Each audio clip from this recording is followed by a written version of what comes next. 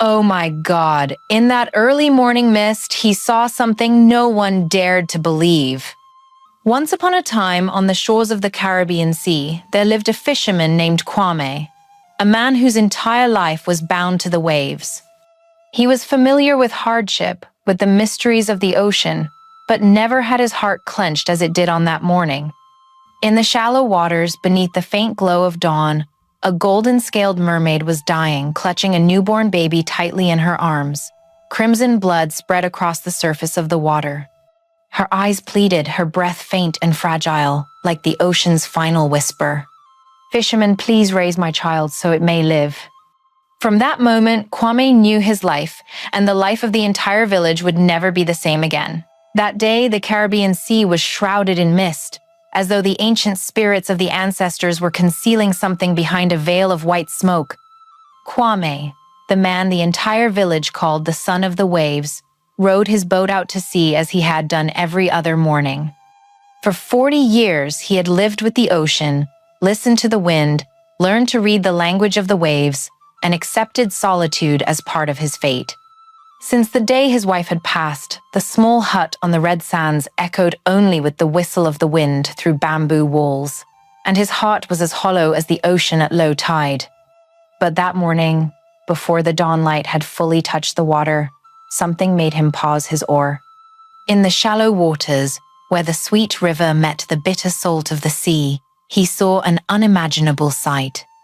A slender figure, her golden scales shimmering as though forged from the very sun itself, was slowly sinking. The water around her had turned crimson, blood mingling with the small waves, spreading like a massive wound of the ocean itself. Kwame shuddered. All his life adrift, he had seen strange lights beneath the waves, heard mysterious echoes in moonless nights. But never once had he seen a half-human, half-fish creature before his very eyes, and she was dying. Clutched against her chest was a newborn child, with soft brown skin and tiny curls, wailing hoarsely as though trying to hold on to its mother's fading life. Kwame cast his net aside and plunged into the water, his aged legs trembling beneath the weight of the moment.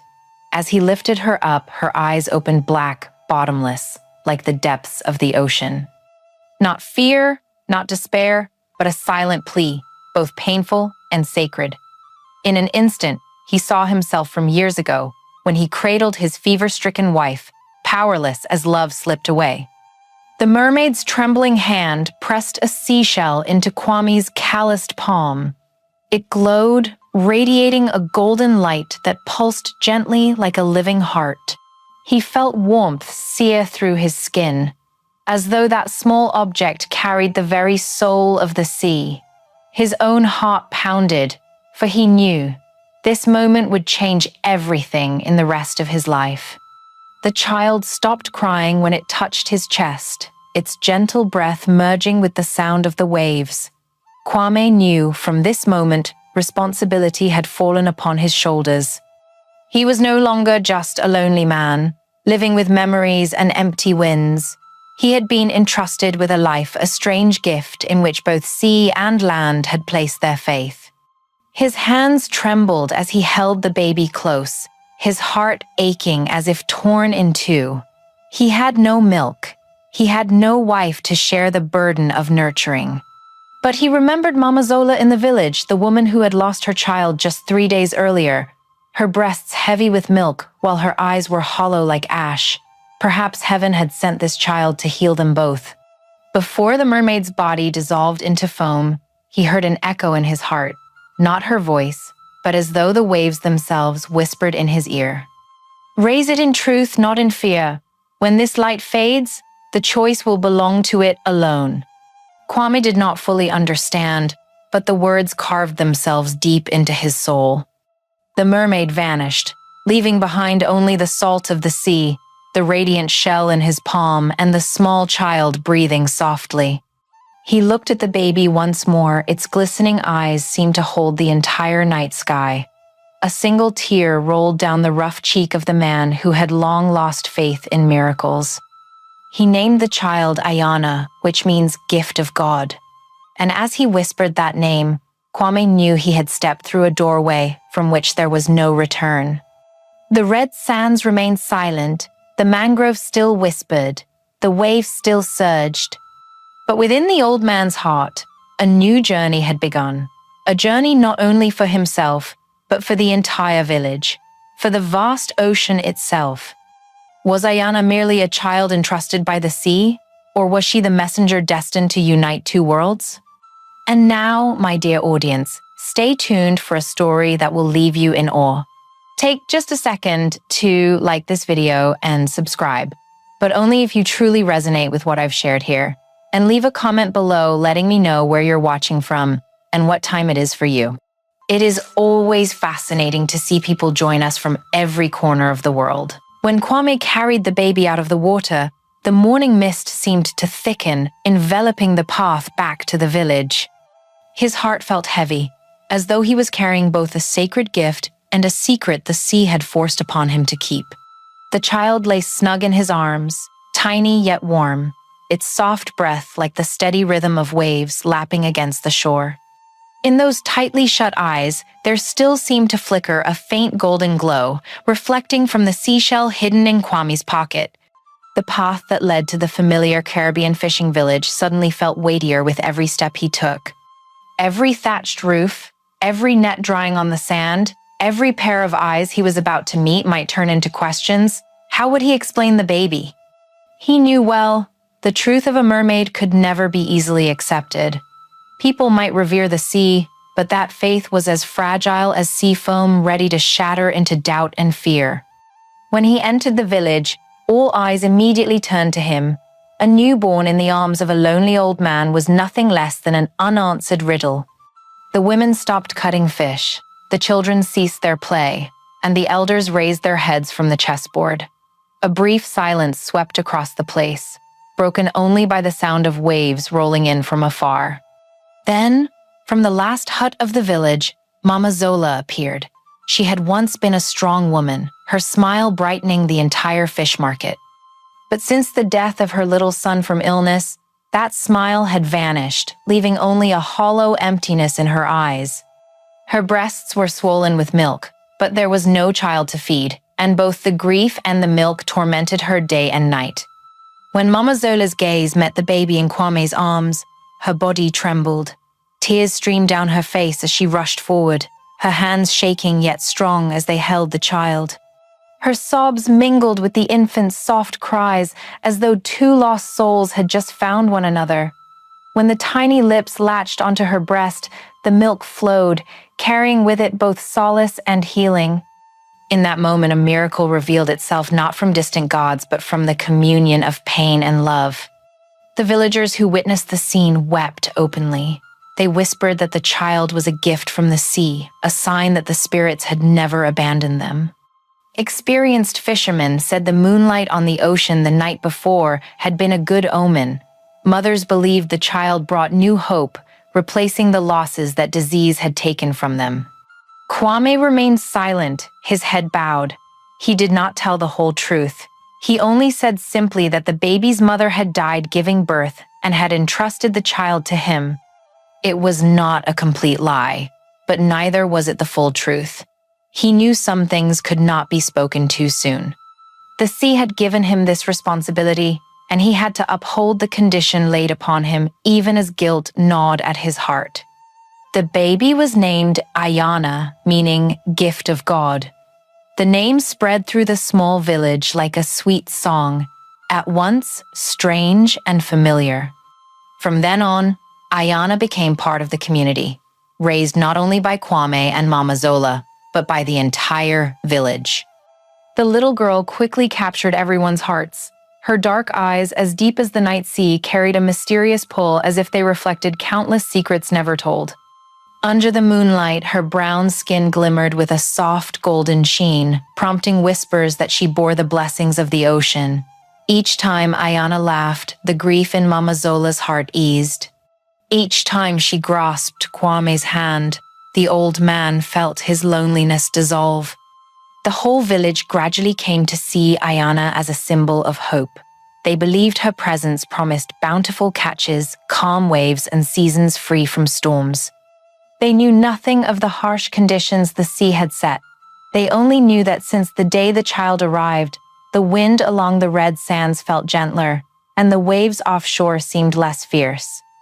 In the deep nights, when the entire village slept, Kwame would often sit alone, taking the seashell from its hiding place.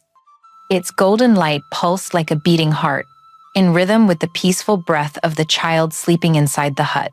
He knew well, every miracle carried its price. But he also understood that the love Ayana received from the village was the very foundation that would allow her to one day face her extraordinary destiny. From her very first days of learning to walk, Ayana radiated a strange light that no one could deny.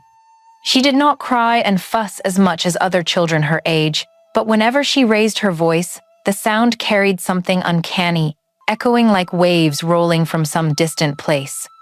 The elders of the village shook their heads and whispered that this child carried within her the soul of the waves. Women who held her in their arms often startled, for the warmth radiating from her small body was unlike any ordinary warmth. It felt like a sea breeze brushing against them, both salty and sweet, both familiar and foreign. By the age of 5, Ayana had begun to reveal abilities that defied explanation. One morning, as the fisherman prepared to set out, Ayana suddenly stood still on the red sands, her eyes fixed on the horizon. Her childish voice, soft yet resolute, "In 3 days, the storm will come." The adults laughed at first, dismissing it as a child's idle words. Yet, 3 days later, fierce winds rose, black clouds rolled in, and the sea roared with thunderous waves. Thanks to her warning, the villagers had hidden their boats in safety, spared from a tempest that could have swept everything away. After that day, no one dared dismiss Ayana's words. They believed she possessed a secret communion with the sea. The fishermen began to look at her as though she were a living lighthouse, a silent beacon foretelling what was to come. The wonders did not stop there. Many times, when Ayana went with Kwame to the shallow waters to haul in nets, schools of fish would swim straight toward them, crowding together as if drawn by an unseen force. Without much effort, the nets were always brimming, leaving the villagers both delighted and unsettled. Some murmured that the sea was repaying them through this child. Others whispered in fear. Perhaps the spirits had sent a messenger to test them. Kwame remained silent, neither explaining nor denying. Inside him, guilt weighed heavier than joy. He knew well that every strange sign from Ayana was no accident. They were bound tightly to the secret he was forced to keep, to the seashell still lying beneath the woven mat, glowing faintly like the sigh of a heartbeat. The strangest thing, and what troubled him most, was Ayana's reaction whenever she approached deeper waters. Each time the children of the village ran to play by the shore, Ayana would rush with them, laughing in rhythm with the waves. But the instant her feet touched that invisible boundary between shallow and deep, her body froze. Her eyes widened, her whole frame trembling. Then she slowly backed away as if an unseen hand were pulling her back. No one else could see anything there, but Ayana whispered, "Something stops me. I cannot." The other children laughed and over time began to tease her. They dove into the waves, swam far out, and turned back to call her. She could only stand at the shore, her eyes brimming with tears torn between fear and longing. Within her was a fierce pull toward the deep sea, yet at the same time an invisible wall barred her path. It was not simple fear, but a mysterious warning etched into her very blood, "Not yet." Each time Kwame saw her standing frozen at the water's edge, his heart clenched. He understood at once. This was the first condition the mermaid had left behind. Ayana could not enter the deep until fate allowed it, and each time when they returned to the hut, he would open the seashell. It throbbed violently, the light within it pulsing fast like an anxious heart, reminding him that the covenant still held that his burden was heavier than ever. As time passed, Ayana's strange sensitivity to the sea only deepened. She often sat for hours by the shore, eyes closed, as though listening to an invisible symphony. At times, she would leap up, rushing to warn the fishermen to pull in their nets before a great wave struck, and she was always right, with precision that left the village astonished. People began to whisper that she was not merely blessed by the sea, but the daughter of the sea itself. Kwame heard their words and his soul churned. He wanted to shout and deny it, but he knew he could not. The truth was too vast for him alone to resist. What he feared was not the truth itself being revealed, but that Ayana would have to face it too soon before she was strong enough to understand. Every night, after Ayana had fallen asleep, Kwame sat alone by the glow of the oil lamp. He gazed at the gentle face of the child and asked himself, how much longer could he keep this secret?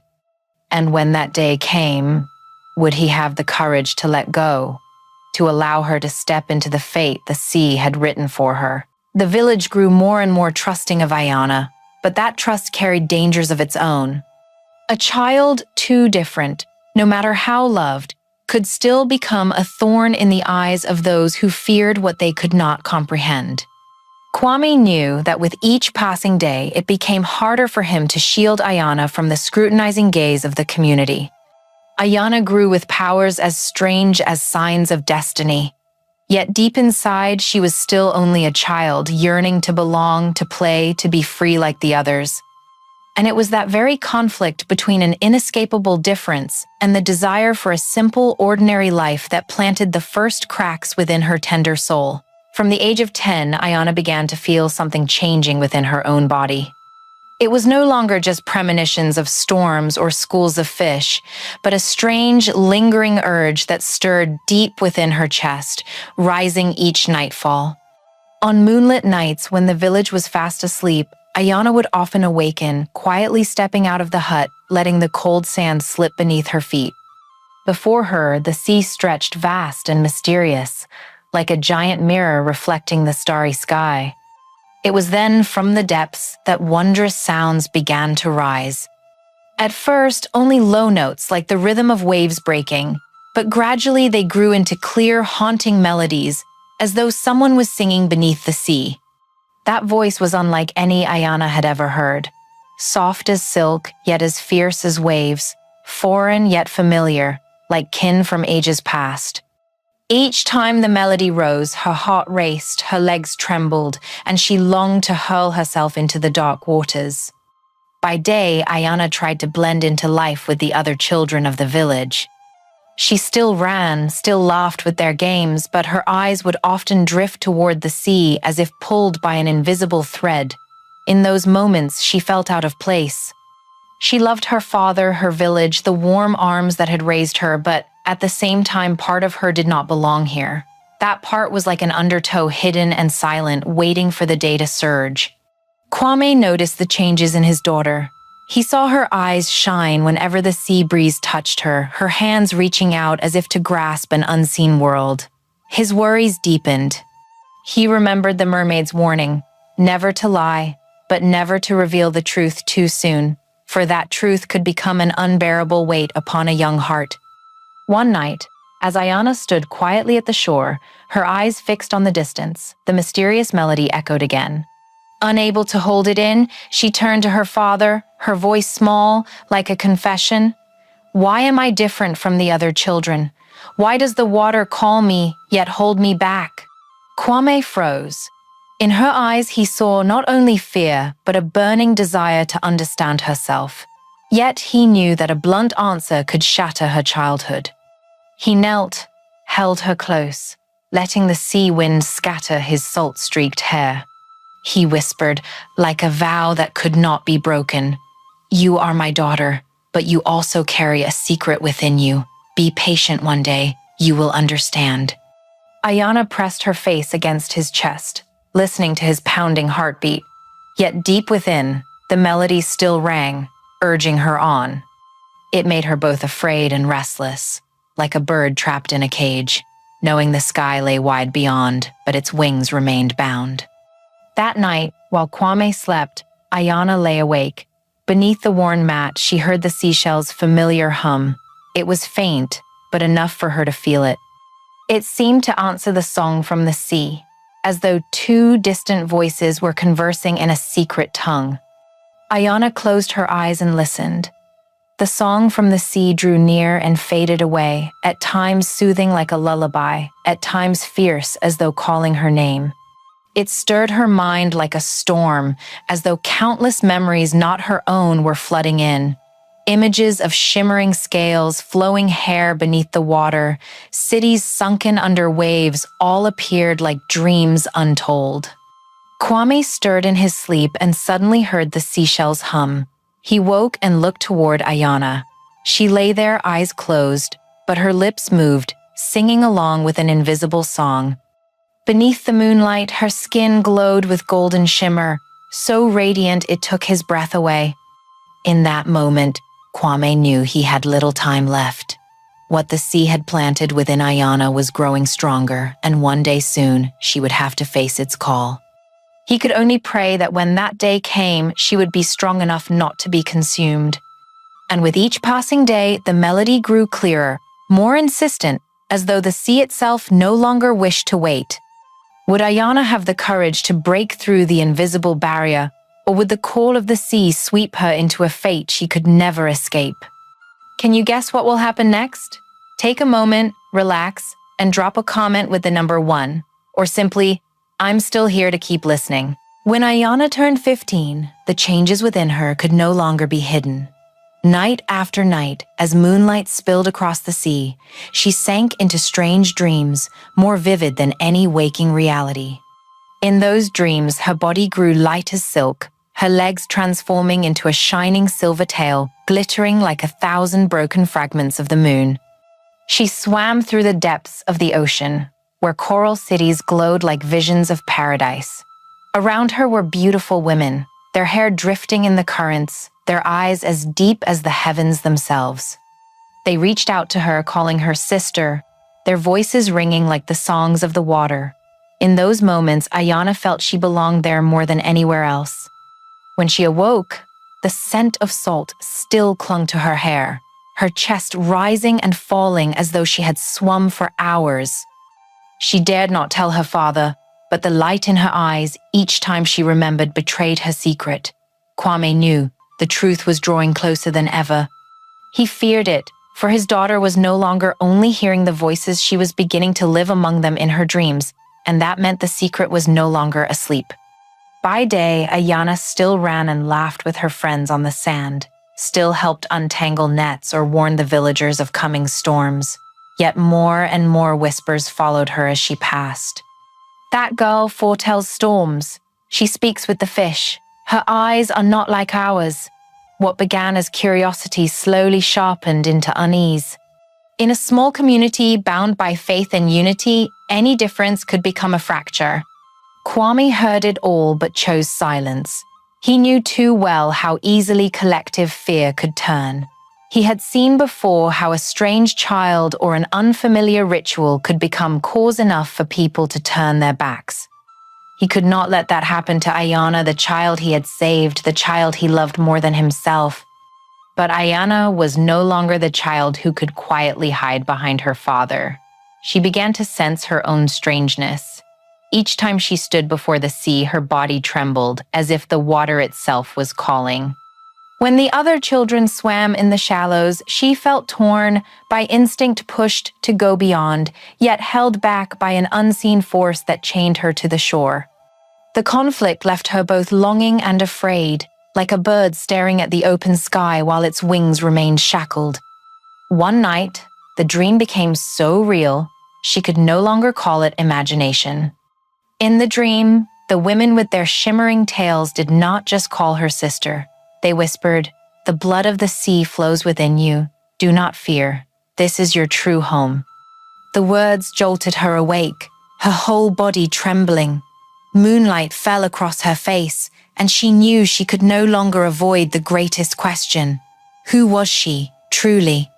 Kwame watched his daughter grow distant. He saw her gaze sink deeper into the sea, her smile fade when the waves roared. One night, Ayana stood on the red sands, her silhouette stretched long in the moonlight, her arms spread wide as though she were about to fall into the sea's embrace. Kwame knew it was time to speak, but his chest was heavy. All he could do was place a hand on her shoulder, gripping gently, as if holding on to this piece of his life for just a little longer. The next day, the rumors spread wider.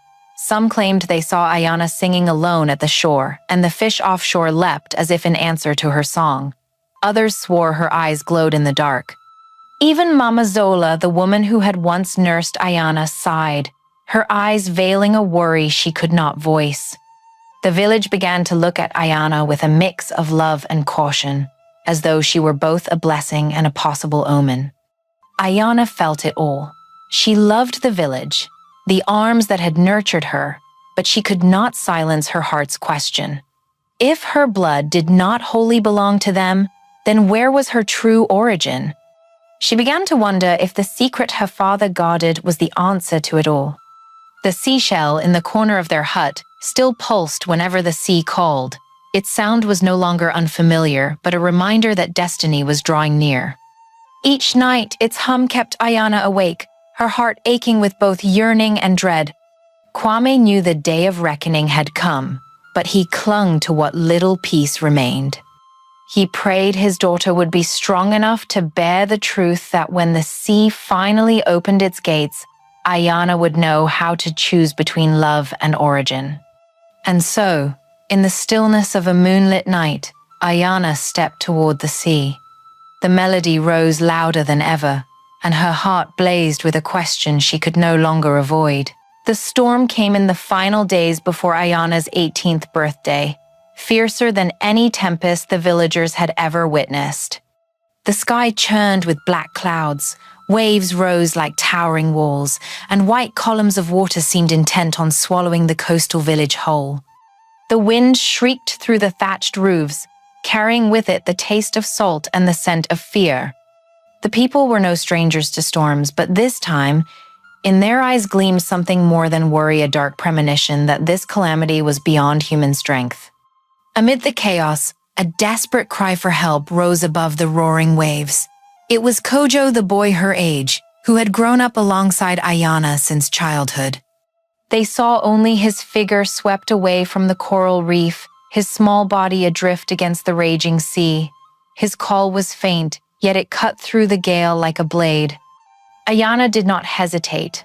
Her feet leapt from the red sands, plunging straight into the churning surf.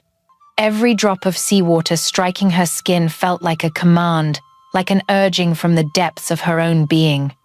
This was the moment her heart had awaited through years of torment by the sea's mysterious call. The invisible wall that had barred her since childhood now trembled. The waves no longer crashed upon her but parted like a path, the waters glowing with golden light, radiant against the grey storm.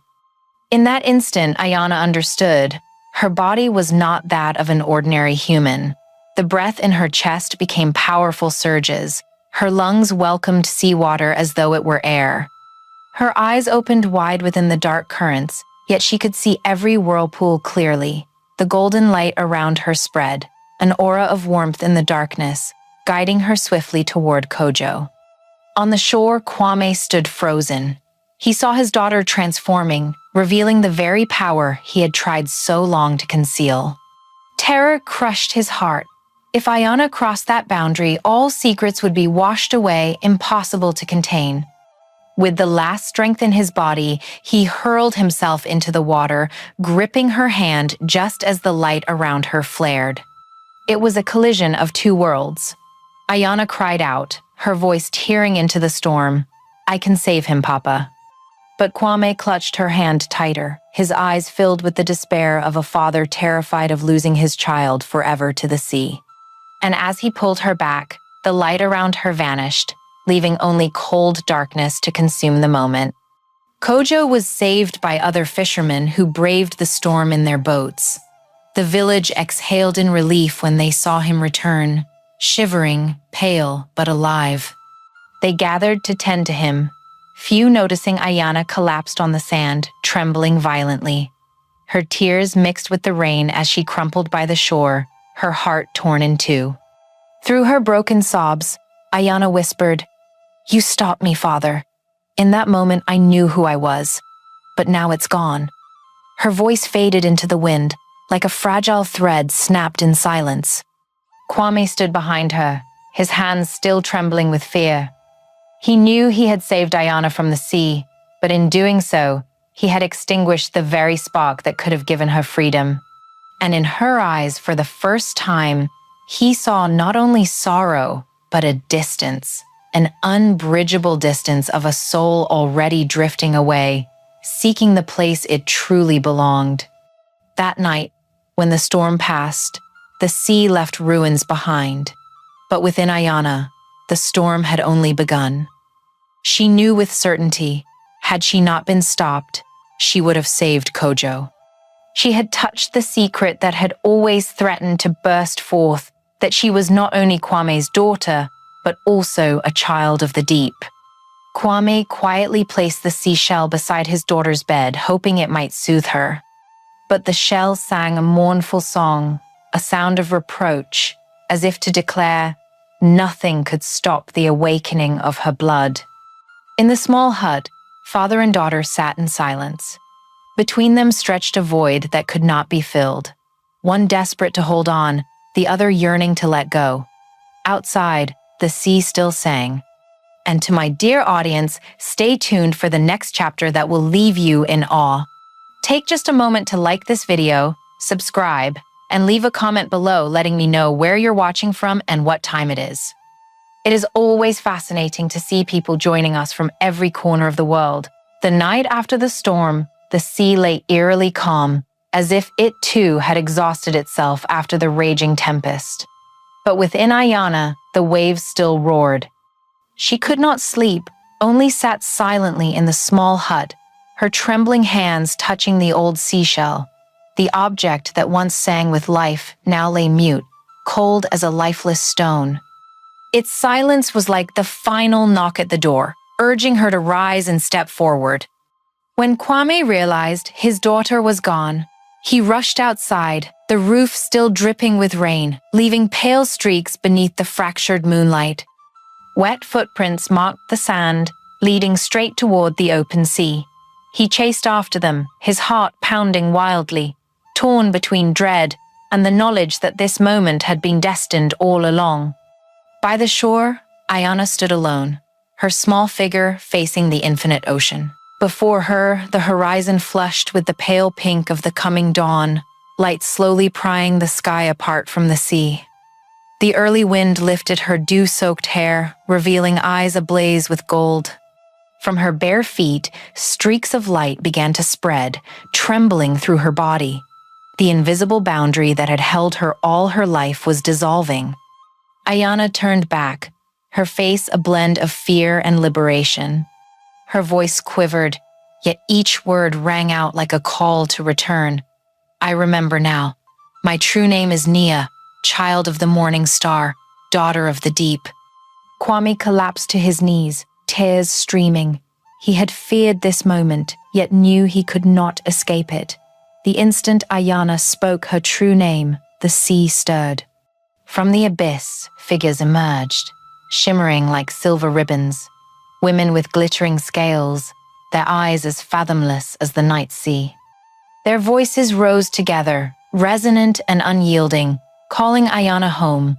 It was more than a song, it was a hymn carved into her very blood, making her whole body tremble with equal parts yearning and terror. On the shore, the villagers gathered, silent witnesses to a vision no one had ever seen. They whispered, "The mermaid, the daughter of the sea," all mixed with confusion. Between two worlds, Ayana stood, the point where every gaze converged. Kwame cried out, his voice raw. "Please, before you decide, listen to the truth." He spoke, each word halting yet resolute. Many years ago, he had met a mermaid during a storm. When he believed he would drown, she had saved his life in exchange for a covenant. 3 conditions were laid to keep the balance. First, the child must not enter deep waters until the time was right. Second, the father must not deceive the child, but could not reveal everything until the destined moment. And third, when the child remembered all, The father must let go, allowing the child to choose, not between worlds, but to learn how to embrace them both. Kwame's voice broke as he wept, his trembling hands reaching toward his daughter, as if to hold her, yet knowing that holding on was no longer a choice. At that moment, the seashell Ayana carried suddenly flared with light, for the first time since the storm. But this light was not the somber glow, nor the fierce gold of before. It radiated warmth, like the dawn painting the sea with rose hues. It shone upon Ayana, upon Kwame, and even upon the mermaids beyond the waves. Every gaze met within that shared halo, as though the moment itself transcended the bounds of land and water. Ayana closed her eyes. Memories flooded back. The times she had heard the sea's call, the strange dreams of sisters with silver tails, the days she grew beneath her father's watchful eyes that always hid the truth. Each piece fell into place, revealing that her life had never belonged solely to one shore or one tide. When she opened her eyes, her pupils reflected both the light of the land and the depths of the ocean. Before her, two worlds awaited. Behind her, a father in tears begged for her to stay. Ahead, the sea sang with the language of blood. In that instant, Ayana understood. Her choice would not only decide her fate, but shape the fragile balance between two worlds that had never belonged to one another. In that moment, time seemed to stop. The sun had already risen high, spilling golden light across the sea, still scarred by the storm. Yet every eye was fixed on Ayana, or rather Nia, the name awakened after so many years of silence. Before her, two worlds awaited. One, the call of the deep, singing with the melody of blood. The other, her father's tearful eyes, filled with both the fear of loss and immeasurable love. Behind her, the small fishing village stood bewildered, its people's gaze heavy with both hope and uncertainty. Between shore and tide, the girl stood still, carrying within her the soul of both realms. Nia closed her eyes, letting the early wind weave through her hair, letting memories flood back. She remembered the nights her father lulled her with stories that never seemed whole, the strange dreams from childhood when her tiny feet already yearned for salt water. She remembered the moment she rushed to save Kojo, the golden light bursting within her body, only to be pulled back by her father's fear. All of it surged like a current she could no longer resist, and now she stood at a choice no one could bear for her. The seashell in her hand blazed, spilling ribbons of golden light that spiraled around her body. Her skin shimmered at times soft as human flesh, at times glistening like scales. Each heartbeat fused with the rhythm of the waves. Each breath carried both the scent of salt and the fragrance of earth. It was no longer conflict, but union. When she opened her eyes, her pupils bore both colors, the deep blue of the sea and the warm brown of the land. Nia looked at her father, at the mermaids encircling her, and at the small village where she had grown up. Her voice rose, soft yet unwavering, a vow to destiny itself. My mother was wise. To serve the sea, I must understand the land. To love the land, I must know the power of the sea. I choose both. As her words rang out, her body ignited with radiant light. In the next instant, Nia was no longer solely human, nor solely mermaid. She was the fusion of both a figure with strong legs standing on the sand and silver scales shimmering beneath the water. She was the threshold, the bridge that two worlds had long believed impossible to touch. The sea stirred not in fury, but with steady waves, like a nod of approval. The mermaids lifted their song, no longer a call of possession, but a hymn of praise for her choice. From the village, the fishermen sank to their knees, trembling between fear and reverence. They knew, from this day forward, storms would not only be heralded by winds or clouds, but by the presence of a girl, a soul of both realms, guiding them. From that day, the village changed. Each fishing season grew more abundant, their nets heavy with gleaming fish. When the skies darkened with storm clouds, the strange rhythm of the waves became a warning, and the villagers saved their boats in time. They whispered among themselves that in every song of the sea, in every breath of the wind, Nia was present. She never disappeared, but remained there on the fragile line between land and sea. As for Kwame, he was no longer a father torn between secrets and truth. He understood now. He had not lost his child, but raised a soul that transcended the limits of humanity. Each time he stood on the shore watching the ocean, he no longer feared, but felt peace for wherever the sea sang his daughter lived. On one golden evening, as the sun gilded the water and seabirds sliced across the sky, people said they could glimpse a slender figure walking along the shore. Her feet left prints on the sand, while a silver tail shimmered just beneath the waves. Her eyes turned both ways toward the endless deep and toward the beloved village.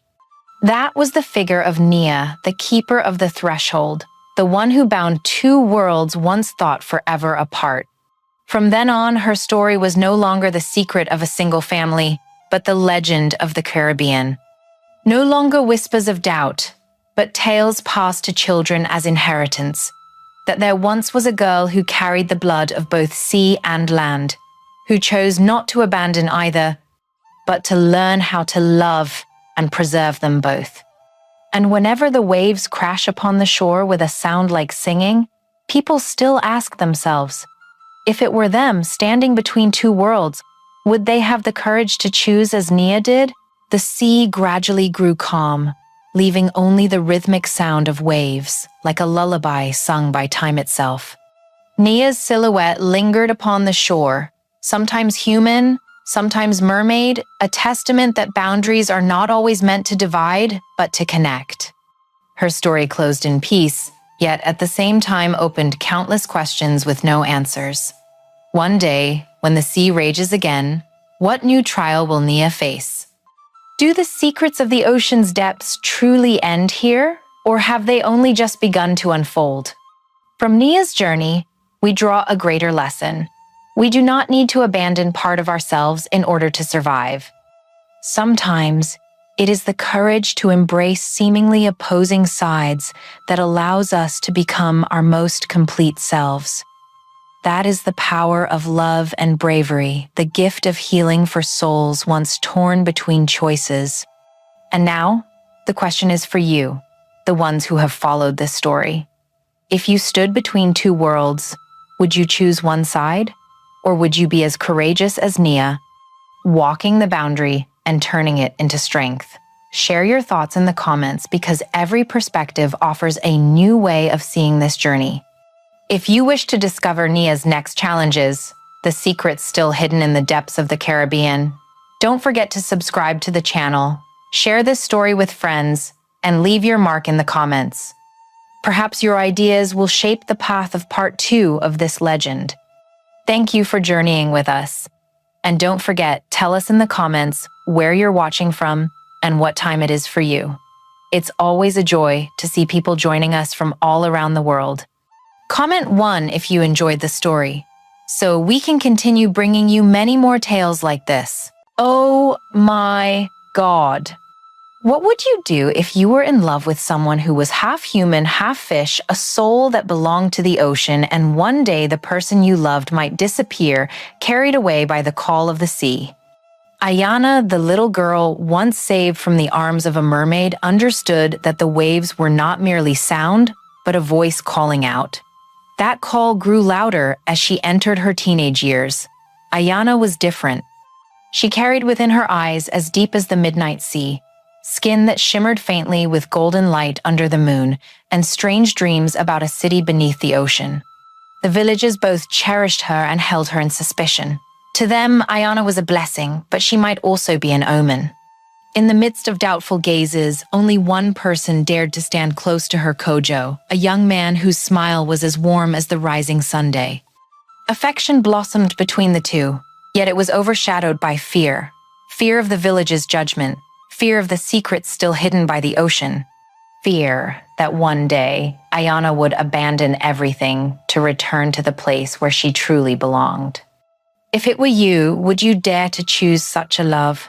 Is it strong enough to hold on to a girl standing between two worlds? Have you ever felt like you were standing in the middle of a crowd, yet in everyone's eyes, you were nothing but an outcast? That was Ayana, the girl raised with love, by Wame and Mama Zola in an ancient African-American village, yet the older she grew, the more her differences shone through like a streak of light that could not be hidden.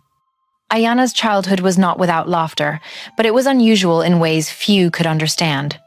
In the games on the sandy shore, when the children cheered and shouted, Ayana often froze, tilting her head to listen. To them, it was nothing but the murmur of waves. To her, it was strange melodies, like a song whispered solely for her ears. And strangely enough, when the other children ran about breathlessly, Ayana would pause, let out a quiet laugh, as though she had just heard a tiny secret no one else knew. Many of her peers would whisper then, "There's something not like us about that girl." As she grew older, her differences were no longer just in her ears. Whenever dark clouds rolled in over the sea, Ayana's body trembled like a string tightened by the wind. Before the storm struck, she would murmur, "The storm is coming." At first, the adults only chuckled, dismissing it as a child's wild guess. But when her words repeated, again and again, frighteningly accurate, their smiles turned into unreadable looks, half gratitude, half fear. Ayana never tried to appear different. She only wanted to play like the other children, to laugh when the group laughed, to cry when someone fell. Yet every time she spoke of an approaching storm, the villagers would rush to secure boats, pull in nets, shut doors, and when the tempest truly arrived, they looked at her with unusual eyes. Those were the eyes of people who had just been saved, but also of people who had just witnessed something they could not find peace with. Some could not hide their gratitude. "The girl carries the blessing of the sea," they said, gripping Ayana's hands tightly as if to hold on to good fortune. But others whispered in the dark, "A child who knows too much of storms, can she still be human like us?" Ayana heard it all. She neither cried nor argued. But at night, in her small hut, she quietly gazed at the moonlight cast upon her skin, a faint golden glow like fish scales beneath the water. She asked herself, could they be right? Do I truly not belong here? Fortunately, in those days filled with whispers, Ayana was not alone. Wayne, the strict yet loving foster father, always believed that difference was not a burden but a gift. He often joked, half serious, half playful, "If you know when the storm will come, at least I won't have to spend all night watching the skies like the other old fishermen."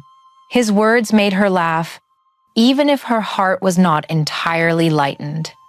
Mama Zola, the woman who had lost her own child, treated Ayana as the very breath that kept her alive. She never flinched at the strange glow in the girl's eyes. All she cared about was whether Ayana ate enough meals, slept enough hours, and laughed enough times. Whenever the villagers gossiped, Mama simply pulled Ayana into her arms and whispered, "You are my gift." And a gift is never something to be feared. But even the love of those two could not erase the growing distance in the villagers' eyes. People find it easy to love a small child, yet they become wary of a young girl who grows with inexplicable signs. The older Ayana became, the more suspicion followed. They did not speak it outright, but she felt it.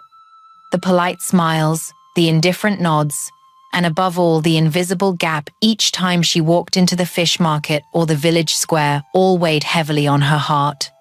At times, Ayana comforted herself by thinking that at least her differences had helped. She had saved the village from sudden storms, helped the fishermen avoid losses. But then, that thought became a paradox. For if she was truly useful, why did some still look at her as though she were a stranger?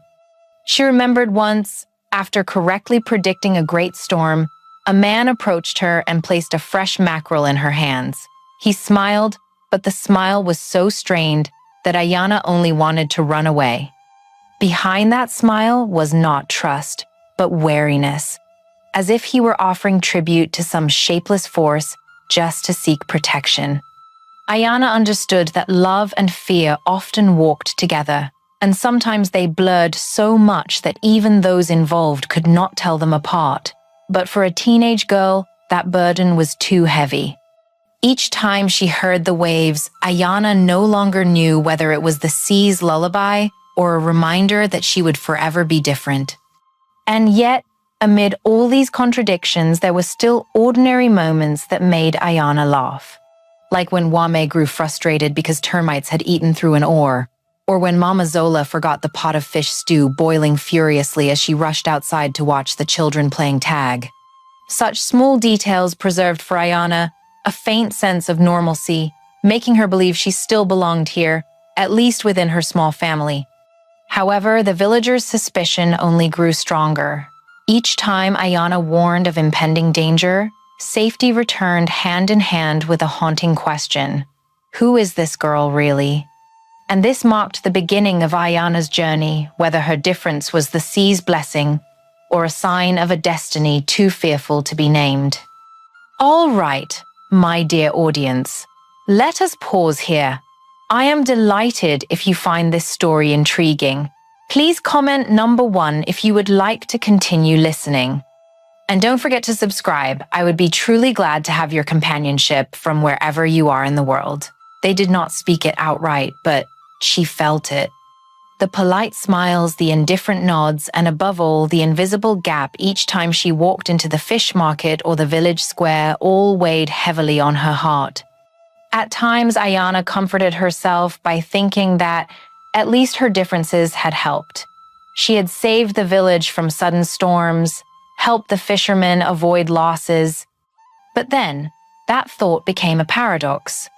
For if she was truly useful, why did some still look at her as though she were a stranger? She remembered once, after correctly predicting a great storm, a man approached her and placed a fresh mackerel in her hands. He smiled, but the smile was so strained that Ayana only wanted to run away. Behind that smile was not trust, but wariness, as if he were offering tribute to some shapeless force just to seek protection. Ayana understood that love and fear often walked together, and sometimes they blurred so much that even those involved could not tell them apart. But for a teenage girl, that burden was too heavy. Each time she heard the waves, Ayana no longer knew whether it was the sea's lullaby or a reminder that she would forever be different.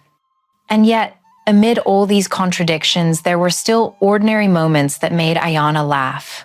Like when Wame grew frustrated because termites had eaten through an oar, or when Mama Zola forgot the pot of fish stew boiling furiously as she rushed outside to watch the children playing tag. Such small details preserved for Ayana a faint sense of normalcy, making her believe she still belonged here, at least within her small family. However, the villagers' suspicion only grew stronger. Each time Ayana warned of impending danger, safety returned hand in hand with a haunting question. Who is this girl really? And this marked the beginning of Ayana's journey, whether her difference was the sea's blessing or a sign of a destiny too fearful to be named. All right, my dear audience, let us pause here. I am delighted if you find this story intriguing.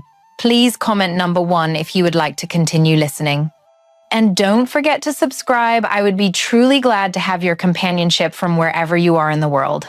Loving someone is already difficult, but loving someone whom the entire village sees as otherworldly is like walking a thin, fragile rope stretched across 2 deep chasms. Kojo understood this better than anyone. And Ayana, with a heart both yearning and fearful, stood at the very center of endless whispers. Every afternoon, when the sun sank into the sea like a blazing shard of gold and red, 2 small figures appeared once more on the sandy shore. They sat together, needing few words. Kojo was often silent, but his eyes betrayed the growing affection within him. To him, Ayana was not a child of the waves, not a mysterious gift left by the sea, but simply a girl with a gentle heart, sometimes as sorrowful as twilight, sometimes as radiant as the morning sunday. Yet, that stillness was never truly peaceful. Behind the sound of crashing waves were murmurs that stung like salt. A mortal boy daring to love the daughter of the waves? Words like thorns wove their way into every gap between them. Ayana heard them, and so did Kojo. Neither responded, but both knew that their hearts were weighed down by the judgment of a community long accustomed to fearing what it could not understand. Ayana often turned away, her gaze fixed on the sea, as if seeking refuge in the waves that might swallow all those judgments. Kojo, by contrast, never stopped watching her.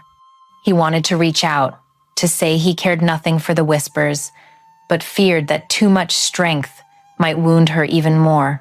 So, he chose silence, letting his steadiness speak in place of words. The villagers bore no malice, yet fear easily hardened into prejudice. They knew Ayana had saved them from sudden storms, knew she could hear the secret voices of the sea. But the more they understood, the more they believed she did not belong to them. To them, Ayana was both blessing and curse, at once a paradox that made anyone close to her a thorn in the village's eye.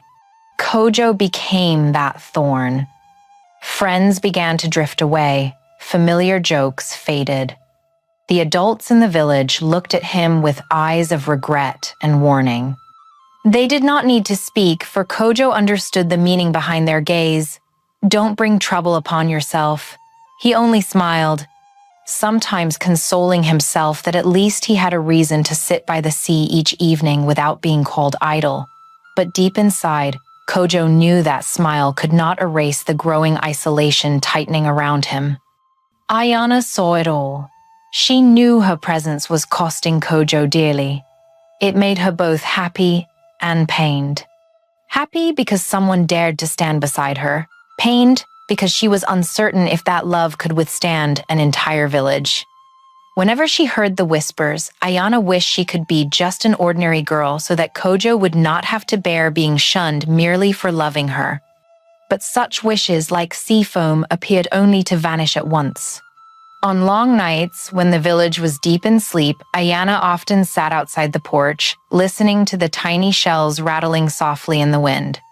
She would ask herself, if one day the sea calls me away, will Kojo still sit upon this crimson shore? That fear pressed upon her heart, yet it also made each moment with Kojo more precious than ever. Kojo, in his own silence, carried the same fear. He knew he could resist people's words, but how could he resist the sea itself? How could he hold on to a girl whose very blood the waves demanded back? Each time Ayana fell quiet, staring into the distance, Kojo felt as though she had already taken half a step away from the land, and that thought rocked his heart like a small boat in a hidden undertow. Even so, they still sat side by side each evening. They needed no explanations, no promises. It was that silence itself that became the most enduring flame, keeping them from dissolving in the current of judgment. Love, sometimes, does not need declarations. It only needs patience to remain. The whole village watched, none daring to speak aloud, but their eyes were enough for Ayana and Kojo to understand. This love would never be easily accepted. It could become a miracle bridging two worlds, or the spark that ignited a tragedy. Would such a fragile love have the strength to resist the call of the sea and the judgment of an entire community? Do you believe that sometimes dreams are not just fragments of imagination, but echoes from another world? For Ayana, the night was not a quiet time for rest, but the beginning of mysterious songs that slipped into her mind. At first, it was only the waves stretching long like a distant lullaby. But gradually, they became distinct melodies, at times gentle like an embracing arm, at times fierce like a storm tearing the sky apart. In those dreams, Ayana saw women with hair flowing like seaweed, golden scales shimmering like moonlight dissolving into the waves. They sat beside underground rivers, singing while calling her sister. Sometimes, she found herself drifting through radiant coral cities, dazzling palaces beneath the sea, all like a hidden paradise. Yet when she awoke, her heart always ached, as though half her soul was being pulled taut, longing to return to a place she had never truly belonged. Day followed night, and Ayana's inner struggle grew sharper. By day, she was still the girl walking beside Kojo, sitting with Mama Zola, smiling when Wame revealed his clumsy attempts at cooking. But by night, dreams swallowed her whole, reminding her she did not belong solely to the land. Ayana's heart was like a drifting boat, anchored on one side by love and family, and on the other pulled toward the deep sea by an invisible thread. Wame noticed the change. Each time he saw his daughter restless under the moonlight, his chest tightened. He knew the truth could not be hidden forever, yet he dreaded the moment when she might call the sea her home. The worry showed on his weathered face, his eyes shadowed by the grief of a father who had lost too much. Wame wanted to believe that his love for Ayana was strong enough to hold her, but deep inside he knew there were calls no one could silence. In the village, whispers about Ayana spread wider. People noticed that whenever she appeared on the shore, schools of fish suddenly crowded toward the coast. When the wind shifted, she often knew beforehand, and fishermen who heeded her avoided dangerous waves. This both earned their gratitude and seeded unease. For in many minds, strange gifts always came with a price. Kojo saw Ayana growing quieter, and it tore at him. He knew she was hiding storms within, yet he did not know how to step into that world. Sometimes, he joked to make her laugh, like when he pretended to mimic the sound of waves by shaking a coconut shell in his hand, and indeed, Ayana laughed. But behind that laughter was a faraway look, like a sail set toward an unknown horizon. Ayana's fear came not only from dreams, but from her own body's reactions. Each time a storm approached, she no longer merely trembled. She heard songs rising in her blood, blending with her heartbeat, urging her to step into the water. Many times, she stopped right at the edge of the waves, her body taut, her legs yearning to leap out to sea. Only when Kojo suddenly called her name did she startle, retreating into his trembling embrace. Mama Zola noticed too. She loved Ayana as her own daughter, but the girl's changes filled her with dread. Some nights, she sat by Ayana's bed, listening to her whisper in dreams in a language no one understood. Each word sounded like a song mingled with the sea's voice, making Zola's skin prickle. She gripped the girl's hand tightly, as if to pull her back to reality, but deep down she knew love could not tame everything. The Caribbean fishing village was long familiar with myths, and when Ayana was mentioned, people began to use heavier words. Daughter of the sea, the chosen one. Some believed she would bring prosperous harvests. Others feared her presence would awaken forces buried in the abyss. Either way, Ayana was no longer just a normal girl in their eyes. She became a symbol, but also an excuse for fear. In that whirlpool, Ayana found her only peace with Kojo and her small family. Yet even there, her heart was no longer completely at ease. The mysterious singing continued, clearer and stronger each day. At times, she closed her eyes, imagining herself gliding through water, a shimmering tail replacing her legs. Each dream made her feel closer to her true self, yet pained her as well, knowing she was drifting farther from those she loved. Kojo, in his quiet moments, wondered, was his love strong enough to keep Ayana here, or was he merely a temporary stop before she returned to the deep sea? That question was never spoken, but it lingered in every glance, every touch of the hand, and Wame, night after night, sat on the porch gazing out at the dark sea. He knew the time would come when Ayana had to face the truth. The only thing he could do was pray that, when that moment arrived, she would be strong enough not to choose just one world, but both.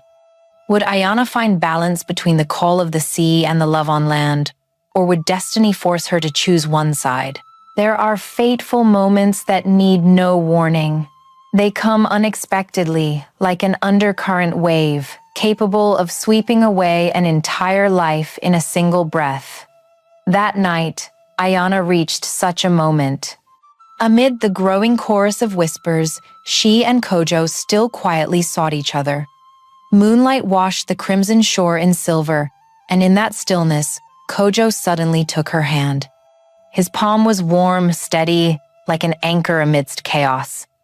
He didn't say much, only whispered softly, "No matter what the village says, to me you are still Ayana. That's all." Those simple words echoed inside her like the drums of a sacred ritual. Ayana's cheeks flushed, a smile curved upon her lips, but deep in her heart, the weight of fear remained. She dreaded the day when the call of the deep sea might steal away everything: her tender love, her family, and the home she had fought so hard to keep. In the small hut, the ancient seashell, the last gift of the mermaid, trembled faintly beneath the mat, casting a soft golden glow like a lantern. Each time Ayana and Kojo were near, it shone brighter, as though foretelling that this love would lead her to the crossroads of fate. Wame had seen it many times, and he understood the day Ayana must face the truth was closer than ever. The next morning, the Caribbean village bustled in preparation for the first fishing trip of the season.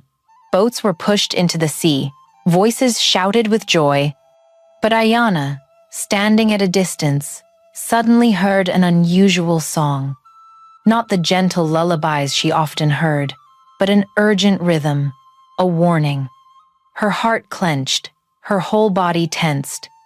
Looking toward the horizon, she saw thin streaks of dark clouds lurking like phantoms. She rushed to warn the villagers. "A storm is coming, turn back." But this time, no one listened. They had grown too accustomed to her predictions, and some had grown weary of her presence. Someone even muttered loud enough for her to hear, "Always warning of storms, just frightening the village." The mocking laughter choked her words. She could do nothing but watch the small boats sail into the vast sea. By midday, the wind suddenly shifted. In the distance, towering waterspouts rose, waves charging like tens of thousands of white horses toward the shore. The storm came suddenly, fiercer than anyone imagined. Boats were tossed violently, villagers panicked as they rowed for land, cries for help echoed across the sea. Ayana collapsed to her knees, clutching her head. The voices of the sea now roared in her blood, no longer lullabies but commands. Save them. Become who you are. Fear seized her heart, yet when she saw a boat filled with children about to be swallowed by the waves, Ayana plunged into the water. The moment her body touched the sea, a golden light erupted around her. Her black hair spread in the water, her eyes widened, seeing every current as if it were pulsing veins. Instead of being pulled under, Ayana felt herself merging with the ocean as though she was its very heartbeat. She reached out her hand, and the waves receded. A single gesture, yet enough to open a path for the boat. On the shore, the villagers stood frozen, eyes wide as the sea parted on both sides, guided by an unseen force. The boat was saved, drifting safely back to land. But the image of Ayana standing amidst the waves, her body glowing, left them speechless. Kojo rushed forward to catch her as Ayana collapsed from exhaustion. His heart was torn between terror and awe. He knew then she was no longer just an ordinary girl.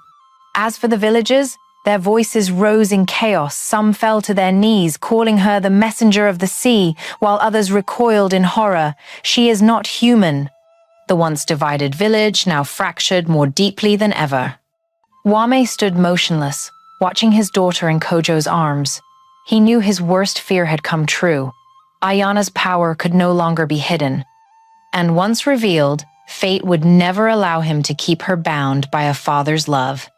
Half-conscious, Ayana still heard the sea's song. But this time, instead of urging, it whispered, "You have begun. There is no turning back." She trembled, clutching Kojo's hand tightly, clinging to the last warmth of the land.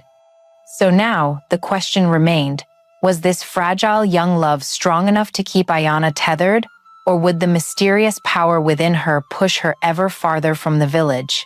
There are moments when truth no longer hides in whispered rumors but is laid bare before everyone's eyes. On the night of the fiercest storm in years, the truth about Ayana was revealed. The sea rose in towering walls of water, so high they blotted out the moonlight. The wind howled, ripping thatched roofs from homes, tossing small boats into the air like meaningless toys. The entire village was swallowed in chaos. Amid cries for help, several boats were swept far out, tilting on the edge of a black, gaping vortex. Families screamed, helplessly watching their loved ones vanish into the storm. Ayana ran toward the shore without a second thought. In that moment, the ocean's call surged in her blood, stronger than any fear. She raised her voice not in human speech, but in a resounding song that fused with the rhythm of the waves. A miracle unfolded. The raging waves froze, then subsided, opening a radiant path that guided the boats back to safety.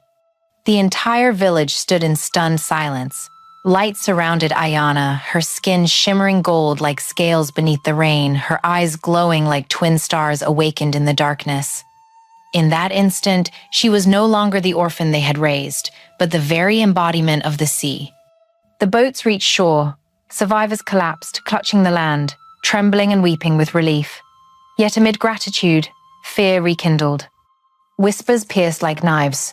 She is not entirely human. Ayana heard it all.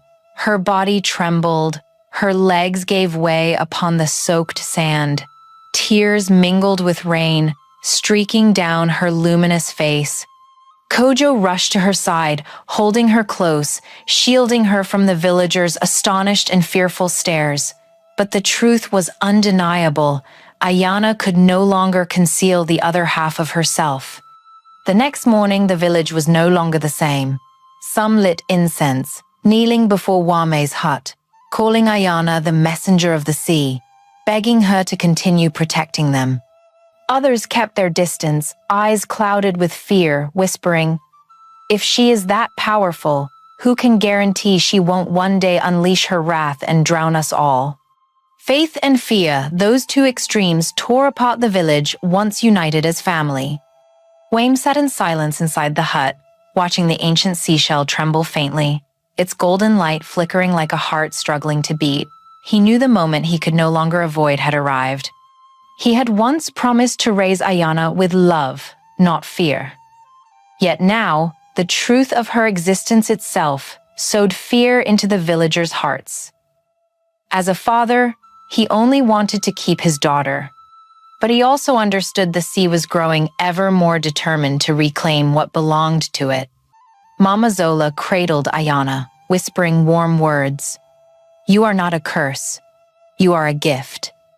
But Ayana only lowered her head, eyes brimming with tears. The whispers outside weighed heavier than any wave. Kojo's love, Zola's embrace, Wame's protection, would they be enough to hold her when the entire community looked upon her with half reverence, half dread? During those days, Kojo became the only wall she could lean on. He defied the village's stares, walking hand in hand with her through the crowd, as if declaring, "I am not afraid." But Ayana knew difference was not so easily erased. She had saved the village, yet at the same time had confirmed in their minds that she belonged to another world. When night fell, Ayana sat alone by the shore. The waves lapped gently, but in her ears, the song of the sea grew louder, echoing. It was no longer a whisper, but a clear command: return. Your true home awaits. She clutched her chest, her heart pounding fiercely. She knew the choice was near a choice that could cost her everything. Would Ayana choose to stay with love and family, or let go and return to the sea, the place she truly belonged? There are nights when the sea is not just the sea. It becomes a vast mirror reflecting the turmoil within the human heart. On the night after that fateful storm, Ayana sat on the wet sand, and for the first time she truly felt herself torn in two. The small fishing village, once united like a family, was now split into halves. One half called her name in gratitude, believing Ayana's presence to be a blessing. The other half trembled in fear, whispering that calamity had only just begun. Between these waves of emotion, Ayana felt like a stone battered by the surf, with no place to anchor. Wayne walked heavily through the village, his heart bleeding within him. He longed to hold his daughter close, to keep her, but the truth unfolding before his eyes could not be denied. He knew the blood of the sea had awakened in her, and one day it would tear her from his arms. Mama Zola tried to soothe her with warm words, but the unease in her eyes spoke louder than comfort ever could. And Kojo, the bold young man who once laughed like morning sunlight, now trembled at the thought of losing the girl he loved. But unlike the villagers, he did not fear her. He feared the sea. Feared that the abyss would reclaim Ayana as if collecting a debt. That night, Ayana sat alone on the shore. The wind lashed cold against her skin. The waves pounded like enormous heartbeats. From the depths came the song again. No longer a distant melody, but a voice so near it felt like invisible hands reaching out, opening a path for her return. In her mind, Ayana saw shimmering coral palaces, eyes that called her sister, flowing hair that seemed to have waited for her across countless lifetimes. And yet behind her, another gaze held her back. The gaze of Kojo, trembling but filled with love. That gaze carried no magic, no glittering scales, only the sincerity of a heart afraid, yet still daring to love. Ayana's heart swayed, as though one side was destiny, the other freedom of choice. She burst into tears, crying out to the sea winds, "Who am I? Where do I belong?" Her voice shattered into the night, carried away by the waves. And in that moment, a whisper rose from the depths. "You do not need to choose one side. You are the bridge." Those words thundered within Ayana like a storm. The bridge, not half of one thing, not torn apart, but a union. She was not born to choose between land or sea, but to connect the two. Yet, being the bridge also meant bearing the storms from both sides. When Ayana turned back, the villagers had gathered behind her. Their eyes shone with every emotion, fear, reverence, curiosity, anger, all fixed upon her. Wame stood at the edge, his hand trembling, as if he wanted to rush forward to protect his daughter, but knew he no longer had the strength to shield her. Mama Zola bowed her head and wept, while Kojo stepped forward, only to falter as whispers rippled, "Drive her away." Ayana met their eyes directly. Her heart trembled, but for the first time she did not step back. The voice of the sea still hummed in her mind, filling her with an uncanny calm. Tears remained on her cheeks, but her eyes blazed, bearing the depth of the sea and the steadiness of the land. Silence fell. The entire village held its breath, as though awaiting a judgment. But Ayana said nothing.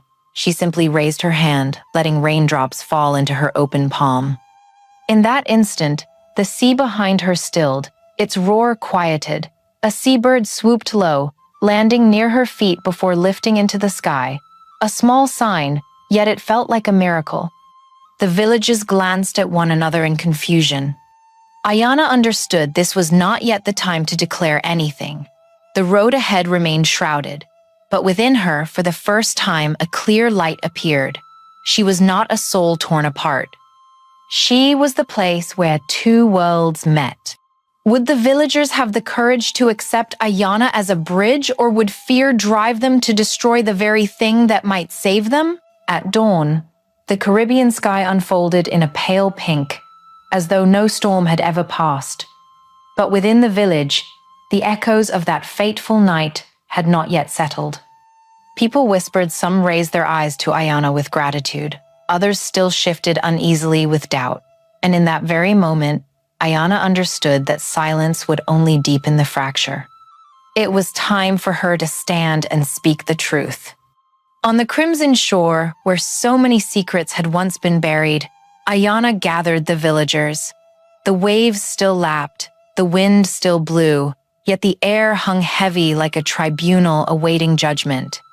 She stepped into the circle, her heart trembling, but her gaze unflinching. In that instant, she was no longer the lost child she had once been, but a young woman who carried both the sea and the land within her. Her voice quivered at first, yet each word fell with conviction. She admitted the blood of the sea flowed within her. She no longer hid, no longer turned away. The dreams of coral cities, the songs from the deep, the light that burst forth during the storm, all of it was true. But then Ayana drew a deep breath and declared she would not choose to leave.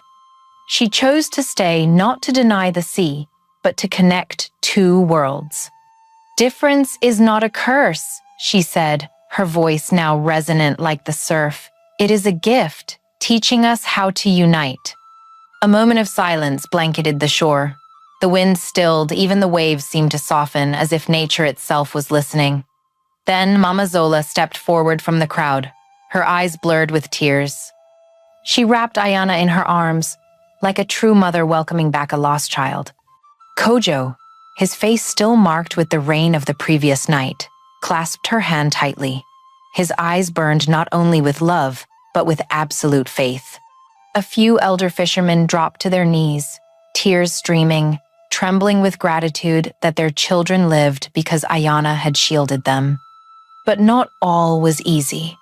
There were still wary glances, hesitant sighs, and yet, within that tide of emotion, for the first time, gratitude outweighed fear.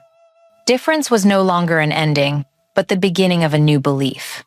From afar, Wame stood with his hand trembling against his face. He had lived a lifetime, fearing the day he would lose his daughter. But in that moment, tears poured forth not of fear, but of pride. His voice cracked in the wind as he whispered, "You are no longer my burden. You are my pride." From that day on, Ayana was no longer merely the orphan the village had raised. She became a symbol, the bridge between land and sea. When storms gathered, the villagers looked to her as their lighthouse.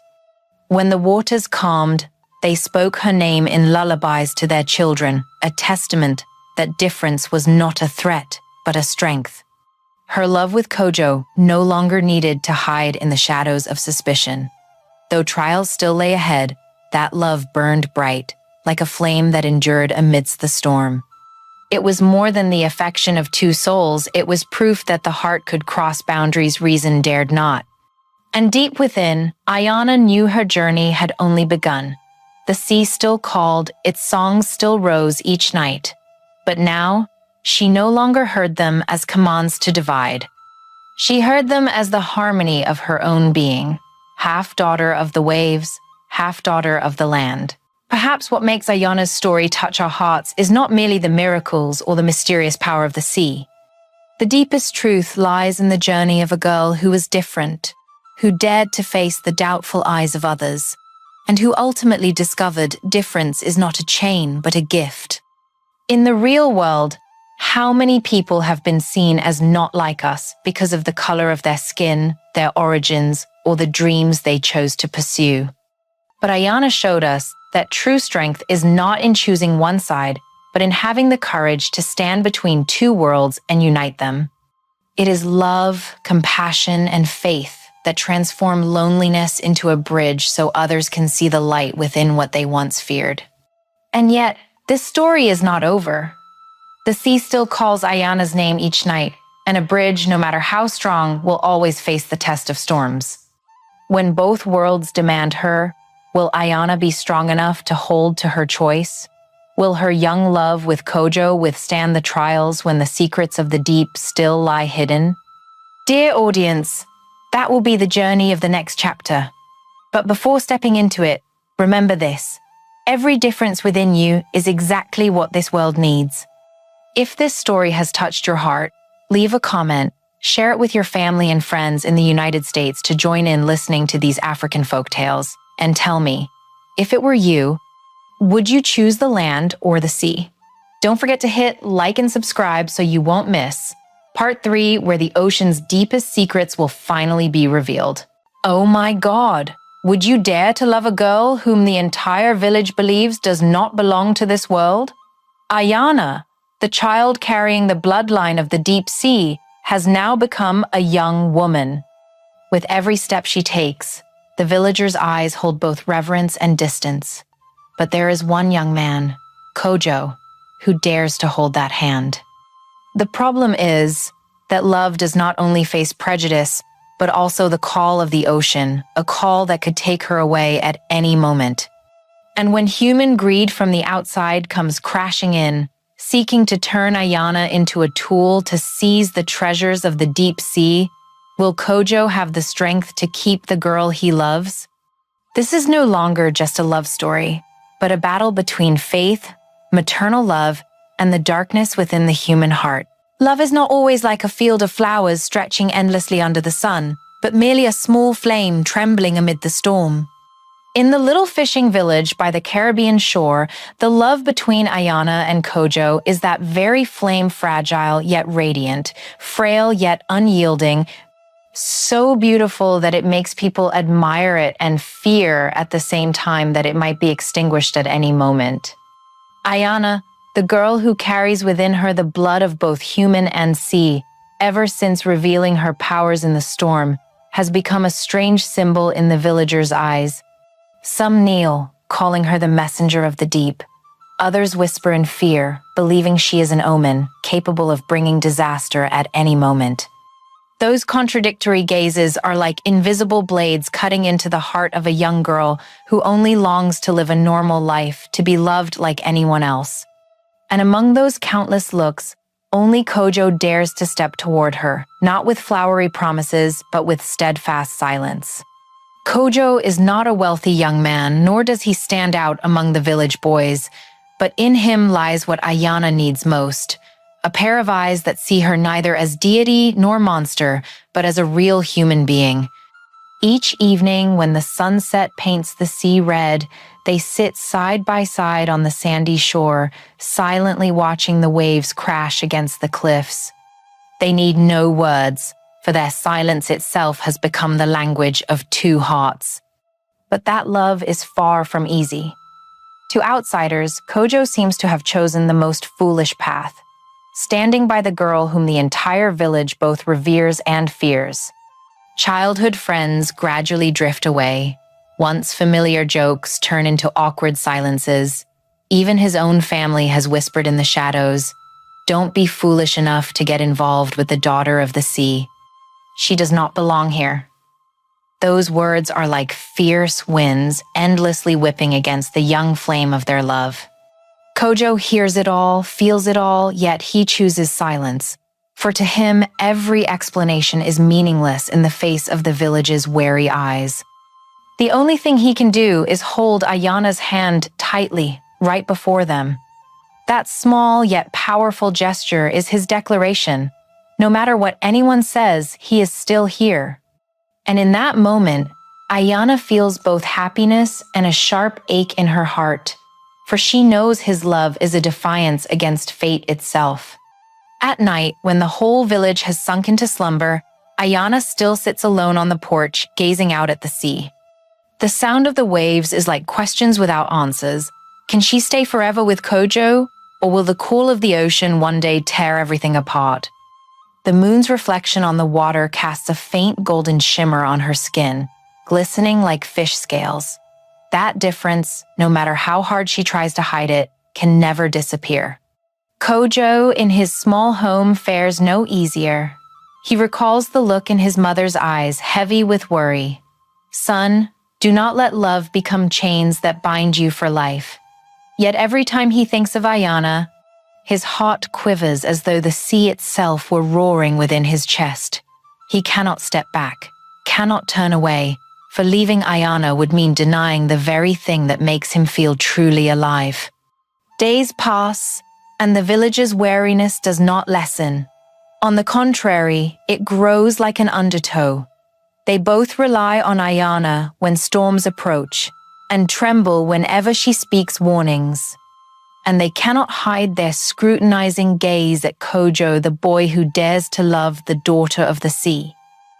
Every step he takes beside her carves deeper marks into the eyes of the community.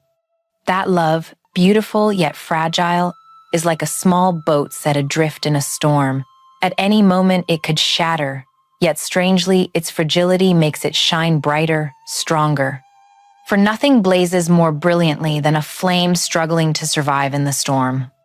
Ayana feels the pull tearing within her. On one side is Kojo's warm embrace, his sincere smile like dawn upon the sea. On the other is the song echoing from the depths, calling her name every night like a haunting lullaby. Can this love truly resist the fate written since the day she was born?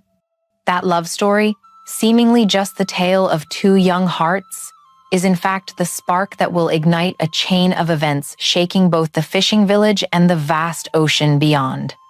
And you, my audience, do you believe that a small flame can withstand the tempests waiting out there? All right then, dear viewers, stay with us as the next chapter sweeps you into a world where love, greed, and the mysterious call of the ocean clash fiercely. Take a moment to like, subscribe, and comment to let me know where you are watching from and what time it is right now. There is nothing more painful than when the very place called home becomes the soil of division. After the night of the fierce storm, when Ayana spread her slender yet powerful arms to stop the massive waves, the entire village was spared from devastation. People, still trembling with tears mingling with rain, looked at the young girl as though witnessing a miracle. But as the first light of dawn rose, astonishment turned into whispers, gratitude entwined with fear, and from that moment, an invisible crack began to spread through the heart of the community. Half of the villagers bowed, praying to Ayana as if she were a deity. They placed flowers, fresh fish before Wame's porch, whispering for her to continue protecting them. They called her the messenger of the sea, the light of the waves. In their eyes, Ayana's very presence was a talisman, the reason why their tattered homes had not been swallowed. They knelt, begging her to sing more songs to calm the waves, believing that her voice would keep their ships safe upon the vast ocean. But the other half felt differently. Darkened faces, eyes heavy with dread. They murmured in the shadows, "If the girl can summon the waves, who can be certain that one day she won't grow angry and drown us all?" Such whispers spread like weeds after rain, rooting faster than any seed of faith. To them, Ayana was not a blessing but a curse, not a messenger but an omen. And in their furtive glances, survival in the storm was not thanks to her protection, but proof that she wielded control over calamities they could never withstand. The one who fanned this fear most strongly was an elder of the village. He, long harboring resentment toward Wame, the man still respected despite his frailty, saw in Ayana an excuse to undermine him and stir unease. In gatherings, his voice tightened as he slipped questions into people's minds. Who can guarantee the girl won't turn tomorrow? Who can be sure she won't turn this village into a grave beneath the sea? Such words, sharp as blades, quietly pierced into hearts, until every gaze cast upon Ayana grew more distant, more suspicious. Ayana heard it all. Though no one dared speak to her directly, she could read it in the hurried glances, the forced smiles. She understood. She felt keenly that she still stood beyond the boundary. Even after saving them from death, she remained only different. That difference was not erased. Rather, it carved itself deeper each time the wind shifted or the waves grew fierce. At night, she sat by the window, staring out at the sea, wondering, why did the very hands that once trembled in prayer for her to save them now tremble in fear at her presence?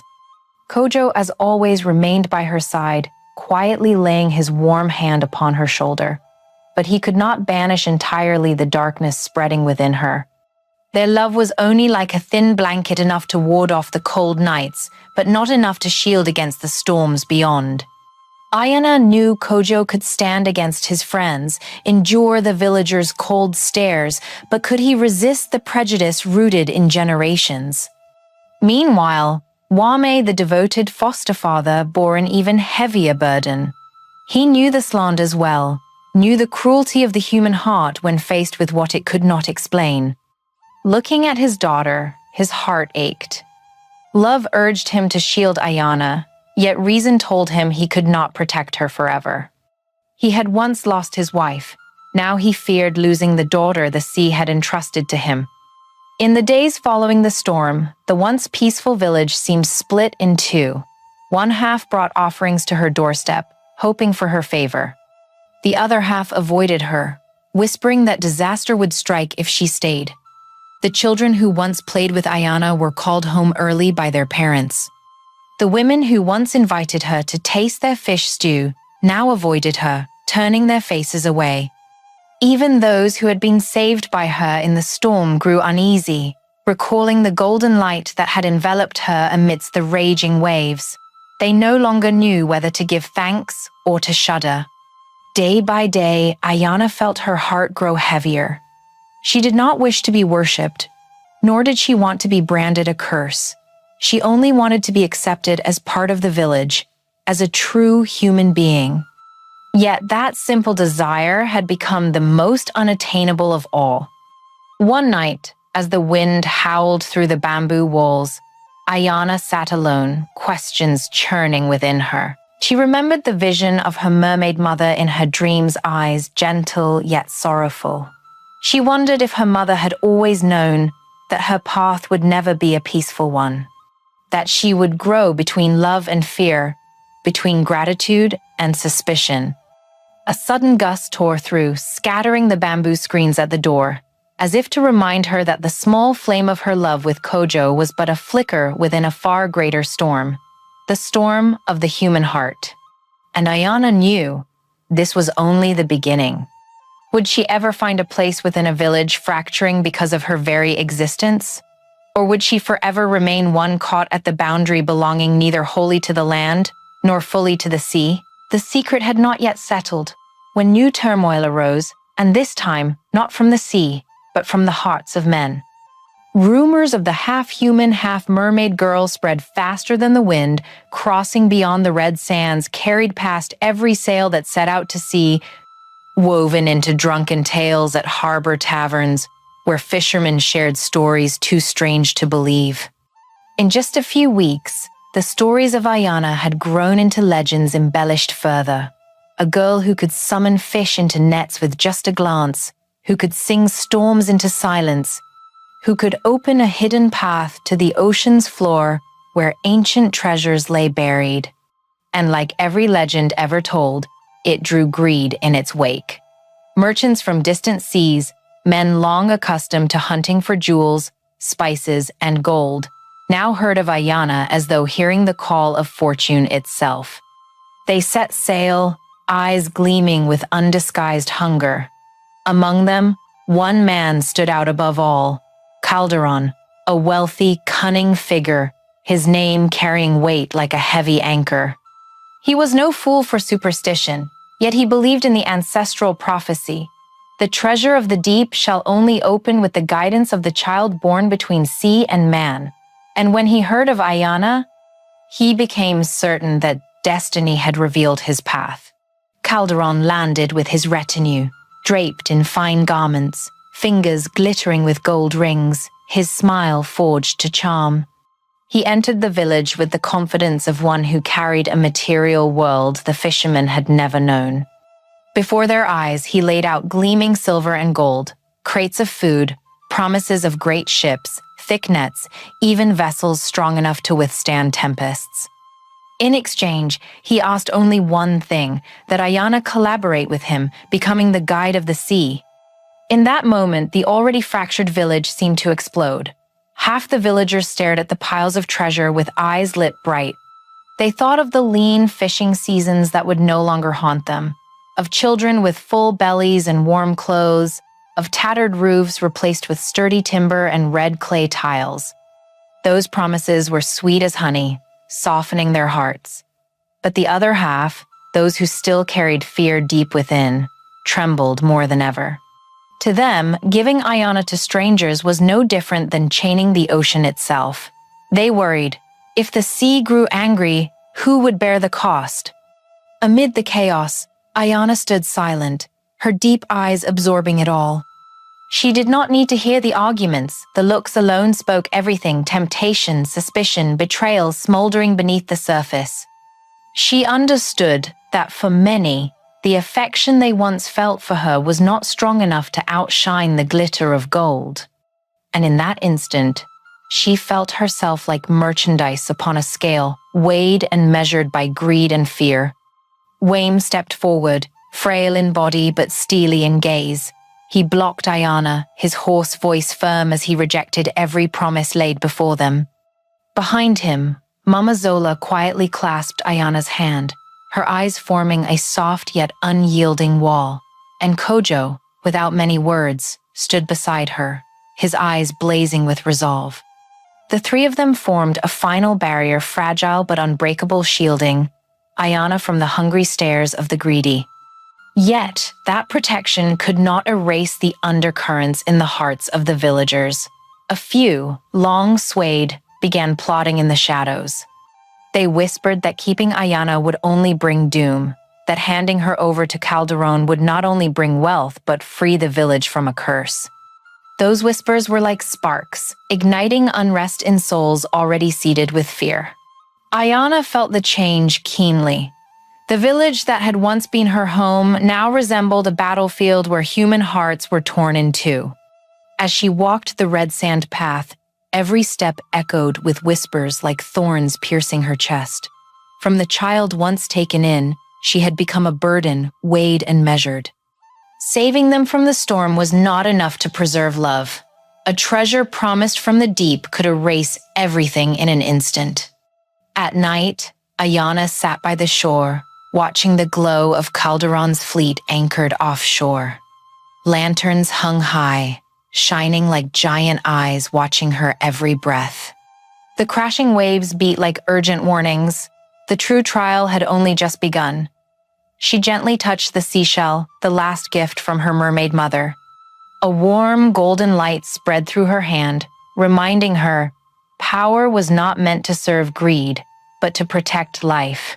But would the villagers remember that truth? Calderon was patient. His smile lingered, but beneath it was cold calculation. He knew there was no need to rush.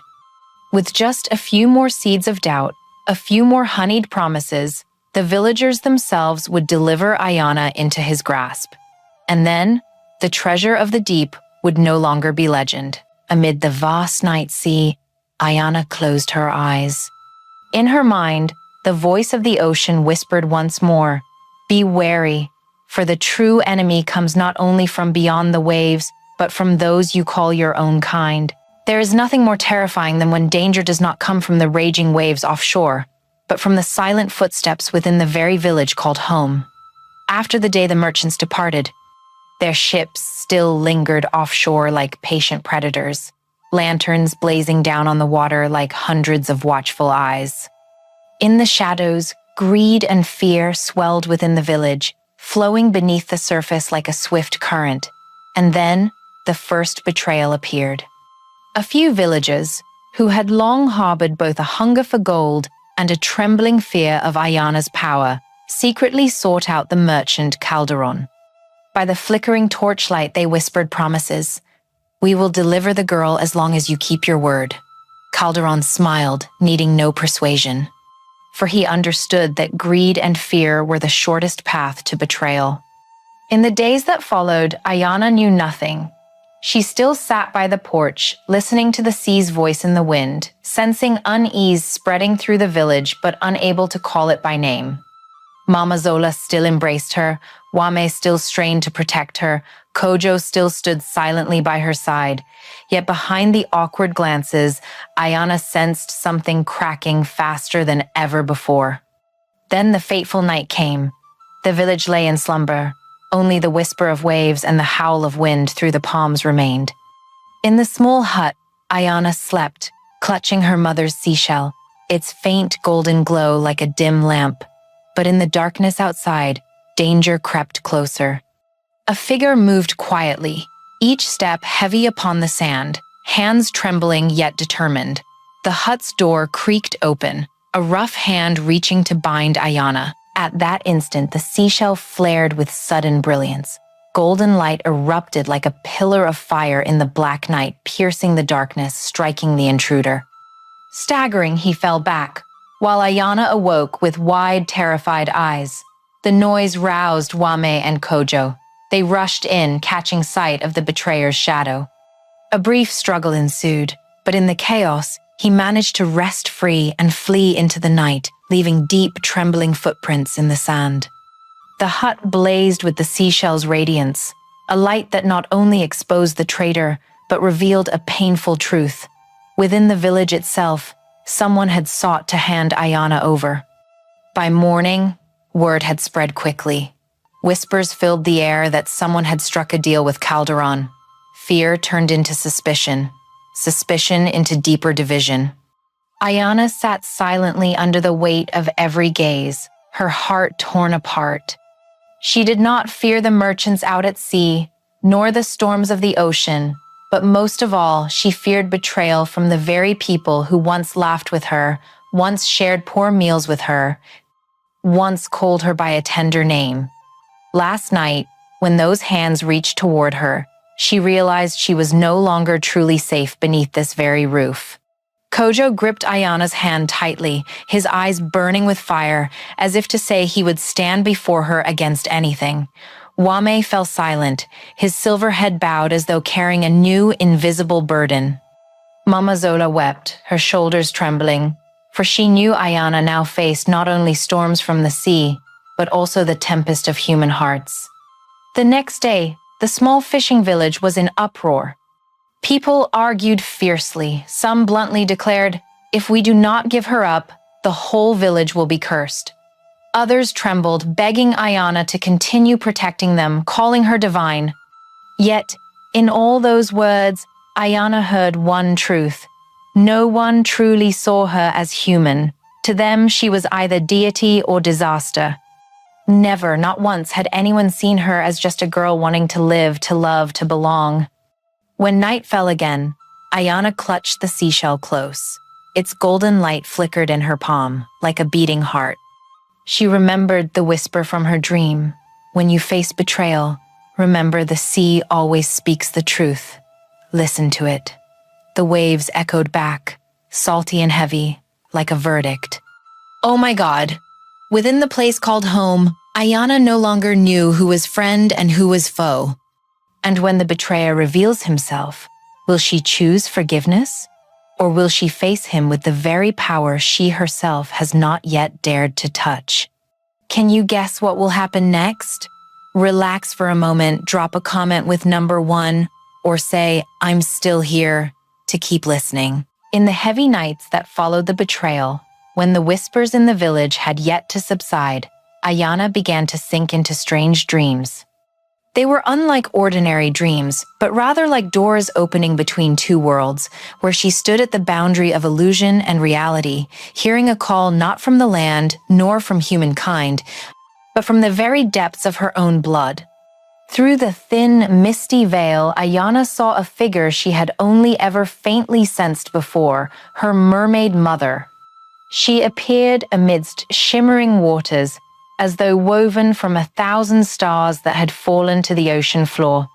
Her deep eyes bore the color of the sea, neither sorrowful nor reproachful, but filled only with infinite love. And her voice rose not words of explanation, but a lullaby, softly sung. Remember, you are not a half that is missing. You are whole, a gift entrusted by both sea and land. Ayana wept in the dream. Her tears fell, dissolving into the enchanted waters around her, as though the ocean itself carried her pain. All her life, she had grown up amidst love, intertwined with doubt, sheltered yet always seen through different eyes. Now, hearing her mother's words, Ayana's heart was soothed for the first time by a truth. She was not incomplete, not a fracture, but the very wholeness of two worlds. The mermaid gently lifted her daughter's face, soft fingers brushing against skin that glowed with a tender golden hue. Within that radiant light, Ayana saw memories not her own. The day her mother rose to the surface, cradling a newborn child in her arms. The day blood-stained, the water red as she entrusted the baby to Wame. And the silent vow whispered into the glowing seashell, binding mother and daughter together. Then her mother's voice grew solemn, no longer a lullaby but a warning. One day, the deep will be awakened. Human greed will summon calamity. When that day comes, you must be strong enough to face it. Not only with the power of the waves, but with the choice of your heart. Those words resounded like echoes that shook the very space, making Ayana shiver, filled with both fear and surging resolve. She jolted awake, her clothes damp with cold sweat, though her eyes still shimmered with tears not yet dry. In the small hut, Kojo and Wame still slept soundly, only the seashell's faint light glowing beside her, its golden pulse a steady beat proving the dream was no illusion. Ayana clutched the precious shell, her heart swelling with longing for a mother she had never touched, yet whose love was sacred enough to cross every distance, even death. All through the day, Ayana lived in a different state of mind. Each crash of the waves echoed her mother's warning. Each gust of wind felt like her mother's hand brushing her hair. Though she could not fully understand, Ayana knew this dream was not just comfort but preparation for a greater storm to come. She remembered Calderon's greedy eyes, recalled the villagers who whispered of handing her over. Deep inside, she realized that when human greed intertwined with the sea's secrets, a dangerous door would be forced open. That afternoon, Ayana sat by the shore, watching the sky burn crimson with sunset. Beside her, Kojo quietly dropped pebbles into the sand, while Wame stood behind like a silent, weathered tree. They did not know what Ayana had dreamed, but both could sense the change in her. Her eyes no longer carried only confusion. They shone with a strange light, strong and sorrowful at once. Mama Zola came, carrying an old worn scarf, draping it gently over Ayana's shoulders. She asked no questions, offered no soothing words, only the silent gesture of a mother's care. In that moment, Ayana clearly felt two forms of motherhood intertwined, one from the sea, one from the land. Both were sacred, both granted her strength. And she understood that this bond of love itself was her greatest weapon when disaster struck. Night fell, the sea lay calm, but Ayana's heart did not rest. She sat by the fire, holding the seashell, hearing its beat in rhythm with her own. She knew her mother's words were truth that could not be denied. The day when the deep would be awakened, the day Calderon and the greedy ones longed for was drawing nearer than ever. No longer whispers, no longer vague promises in the dark Calderon had returned, this time with no attempt to hide his greed. His great ship docked with black flags unfurled, dozens of armed soldiers storming down onto the sand. Beneath the blazing sun, spearheads and blades glinted as though ready to devour the fragile peace of the small village. Calderon strode among them like a sovereign. His smile was gone, his eyes cold, his voice thundering like a decree. Hand over the girl, and you will have peace. The words fell to the ground like stones, striking the hearts of all who heard. The villagers trembled. Half of them lowered their faces, eyes wild with panic. They remembered the stormy nights Ayana had saved them from, but they also remembered her difference, her mystery, which they dared not touch. To them, surrendering Ayana meant preserving their own lives. Yet the other half stood tall, eyes burning with pride and gratitude. They could not forget that it was this girl who had kept their homes standing, who had kept their children safe. The air was taut, like a bowstring drawn to the breaking point, one sound, one spark, and it would snap into violence. Out of the crowd, Wame stepped forward, his silver hair whipping in the wind. He stood firmly before Ayana, his voice deep yet resonant. "The girl is our daughter. No one has the right to take her." Kojo stood beside him, eyes blazing, his hand gripping the wooden staff as if ready to defy the whole world. Mama Zola stood behind, arms wrapped around Ayana, as though her very body could shield her. The shout of Calderon's soldiers split the air. Swords and spears lifted high, boots thudded on the sand in unison. And then the first clash erupted. The villagers, armed only with bamboo poles, sharp stones, and fishing nets, surged forward to resist. Steel struck wood, cries split the once peaceful sky. The salt of the sea mingled with the metallic tang of blood on the wind. Amid the chaos, Ayana was pushed back. She saw her frail foster father fending off a towering soldier, saw Kojo's cheeks slashed red by a passing blade. Her heart pounded, not only with fear.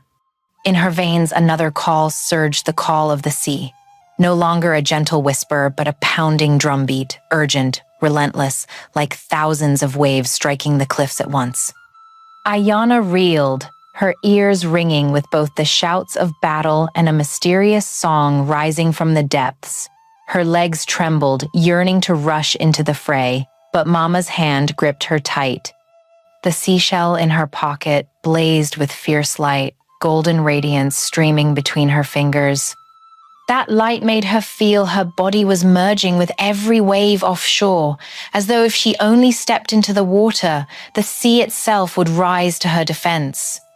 And yet, at the same time, a terrible fear seized her. Her mermaid mother had warned her, "There will come a day when the deep is awakened by human greed." If she unleashed that power, would she save her loved ones, or would she become the storm that drowned them all? From a safe distance, Calderon watched. He saw the glow from the seashell, saw Ayana trembling amid the chaos, and a wicked smile spread across his lips. To him, this was not merely conquest, but proof that the legend of the deep-sea treasure was about to come true. The battle raged on in chaos. Some villagers fell, others were wounded. Yet Wame's gaze did not falter. Kojo still stood steadfast by his side, and Mama still held Ayana tight to her chest. They fought not only for survival, but for the belief that love and family could stand against greed. Ayana clenched the seashell in her hand, its light blazing brighter than ever, forcing her enemies to recoil in fear. But instead of releasing the power, she bit her lip, tears filling her eyes. She knew that if she let the sea rise now, the price would be more terrible than all else. In that moment, Ayana realized her choice was no longer simply to stay or to leave. It was this. Would she dare to bear the role of the bridge between two worlds, or let them remain enemies, doomed to destroy each other? Dear viewers, what do you think? When blood has been spilled, when swords and family ties clash, will Ayana continue to restrain her power to preserve life? Or will she let the sea rise, turning this first battle into a great flood from which no one can escape? Before you grow too breathless, take a second to like this video, subscribe, and leave a comment telling me where you're watching from and what time it is for you. It's always exciting to see friends joining us from all over the world. The red sands of the beach burned with flames spreading from the torches Calderon's soldiers had hurled recklessly. Black smoke billowed. The stench of burning wood and the cries of children pierced the roar of violent waves. Fragile bamboo homes went up in fire. Sparks carried by the wind glittered like tiny daggers stabbing into the hearts of all who watched. Amid the chaos, a group of children was trapped at the edge of the village, flames behind them, waves before them, with no path left to escape. Ayana saw it all, her eyes locked onto those terrified young faces, those small arms reaching out in desperation. In that instant, the call of the sea was no longer a vague pounding rhythm, but a command thundering in her very blood. Step forward. Answer. She had no other choice. Ayana ran toward the sea. Her bare feet touched the surf, and at once golden light exploded, blazing like the sun shattering in the heart of the night. Her long black hair whipped through the wind, her eyes glowed like twin stars. Amid screams and the clash of weapons, a song rose not from human lips, but from the very breath of the deep. It was the song passed from mother to daughter, the hymn of mermaids who had guarded the ocean's secret for generations. Its melody rang out, swelling and falling like the tides, sharp as coral breaking, resonant as the sea's distant drums. Every note burst into energy, shaking the air, making sky and water quiver with its rhythm. From the ocean floor, colossal pillars of water surged upward, rising into a wall of waves shielding against the armed ships. The wave towered like a liquid mountain, its shadow engulfing Calderon's men. Hulls groaned and splintered, masts snapped in two, terrified screams filled the air. Merchants fled, some leapt into the sea, others thrashed in despair. A number sank into the depths, vanishing as if the ocean itself had opened its mouth to swallow them whole. None could still believe they faced a girl. They saw instead the living embodiment of myth rising into reality. In that moment, the children were freed. The wall of waves curved around them, releasing them from the prison of fire and water. Villagers clutched their little ones, weeping in joy and fear alike. They had witnessed a miracle, but also faced the truth. Ayana was no longer just the child they had raised. She was a power beyond their grasp. But with every note she sang, Ayana's life force ebbed away. Her skin paled, her hands trembled as she strained to hold the sea's rhythm. The seashell at her chest blazed with unbearable brilliance, her heart racing as though it might burst. She knew the cost ocean's power never came freely. And then, the song faded. The waves folded back, the sea stilled as though it had never raged. But upon the sand, Ayana collapsed, her body shaking. The golden light dissolved, leaving only a frail figure. Sweat and tears mingled with her ragged breath. Kojo rushed forward, gathering her in his arms, trembling as though his own heart were breaking. Wame fell to his knees beside them, his aged hand quivering on her shoulder, eyes reddened with grief. Mama Zola knelt behind, praying in silence. Ayana smiled weakly. In her eyes there was no longer confusion but understanding. She knew this power had saved lives, but also bore a cruel reminder. The sea would always demand its price. One day, the cost would not only be exhaustion, it might be her very soul. The villagers gathered around her in silence. Those who had doubted her, who had whispered of giving her up, now bowed their heads, unable to meet her gaze. They were grateful, but terrified. In their eyes, Ayana was a savior but also a living prophecy, a reminder of a force they could never control. From afar, Calderon had not relented. Though his fleet lay shattered, his men broken, his eyes still burned with obsession. He had seen with his own eyes the power that could break the ocean itself. And for him, today's defeat was not an ending, but the beginning of a darker, deeper ambition. Kojo held Ayana close, his shoulders soaked by rain, by sweat, by tears. He could not tell. He whispered voiceless words, a silent prayer to keep her here. Yet deep down, he knew each time Ayana called upon the sea, she stepped closer to a line from which she could never return. Ayana closed her eyes, and in her mind, her mother's voice echoed once more. You are not a half that is lost. You are whole. But at once it shifted, becoming the roar of the tide. The sea will reclaim. Her heart, just saved by maternal love, was torn again by that merciless reminder. The red sands still carried the stench of smoke from the chaotic night. Fragments of shattered boats drifting onto shore as grim evidence of a battle no one wished to remember. Yet within the villagers' hearts, the aftershock raged fiercer than the storming waves. They had witnessed with their own eyes Ayana, the orphan who had grown among them, now standing at the ocean's edge, singing a song that made the very sea bow to her. They had been saved, but they had also faced an undeniable truth. Ayana did not fully belong to them. No silence could stretch further. The next evening, as the sun cast golden light upon the red shore, Ayana stepped forward before the eyes of the entire village. Wame, Kojo, and Mama stood behind her like a silent circle of protection, but this time she needed no shield. Her face was still weary from exhaustion, yet her eyes shone with a resolve never seen before.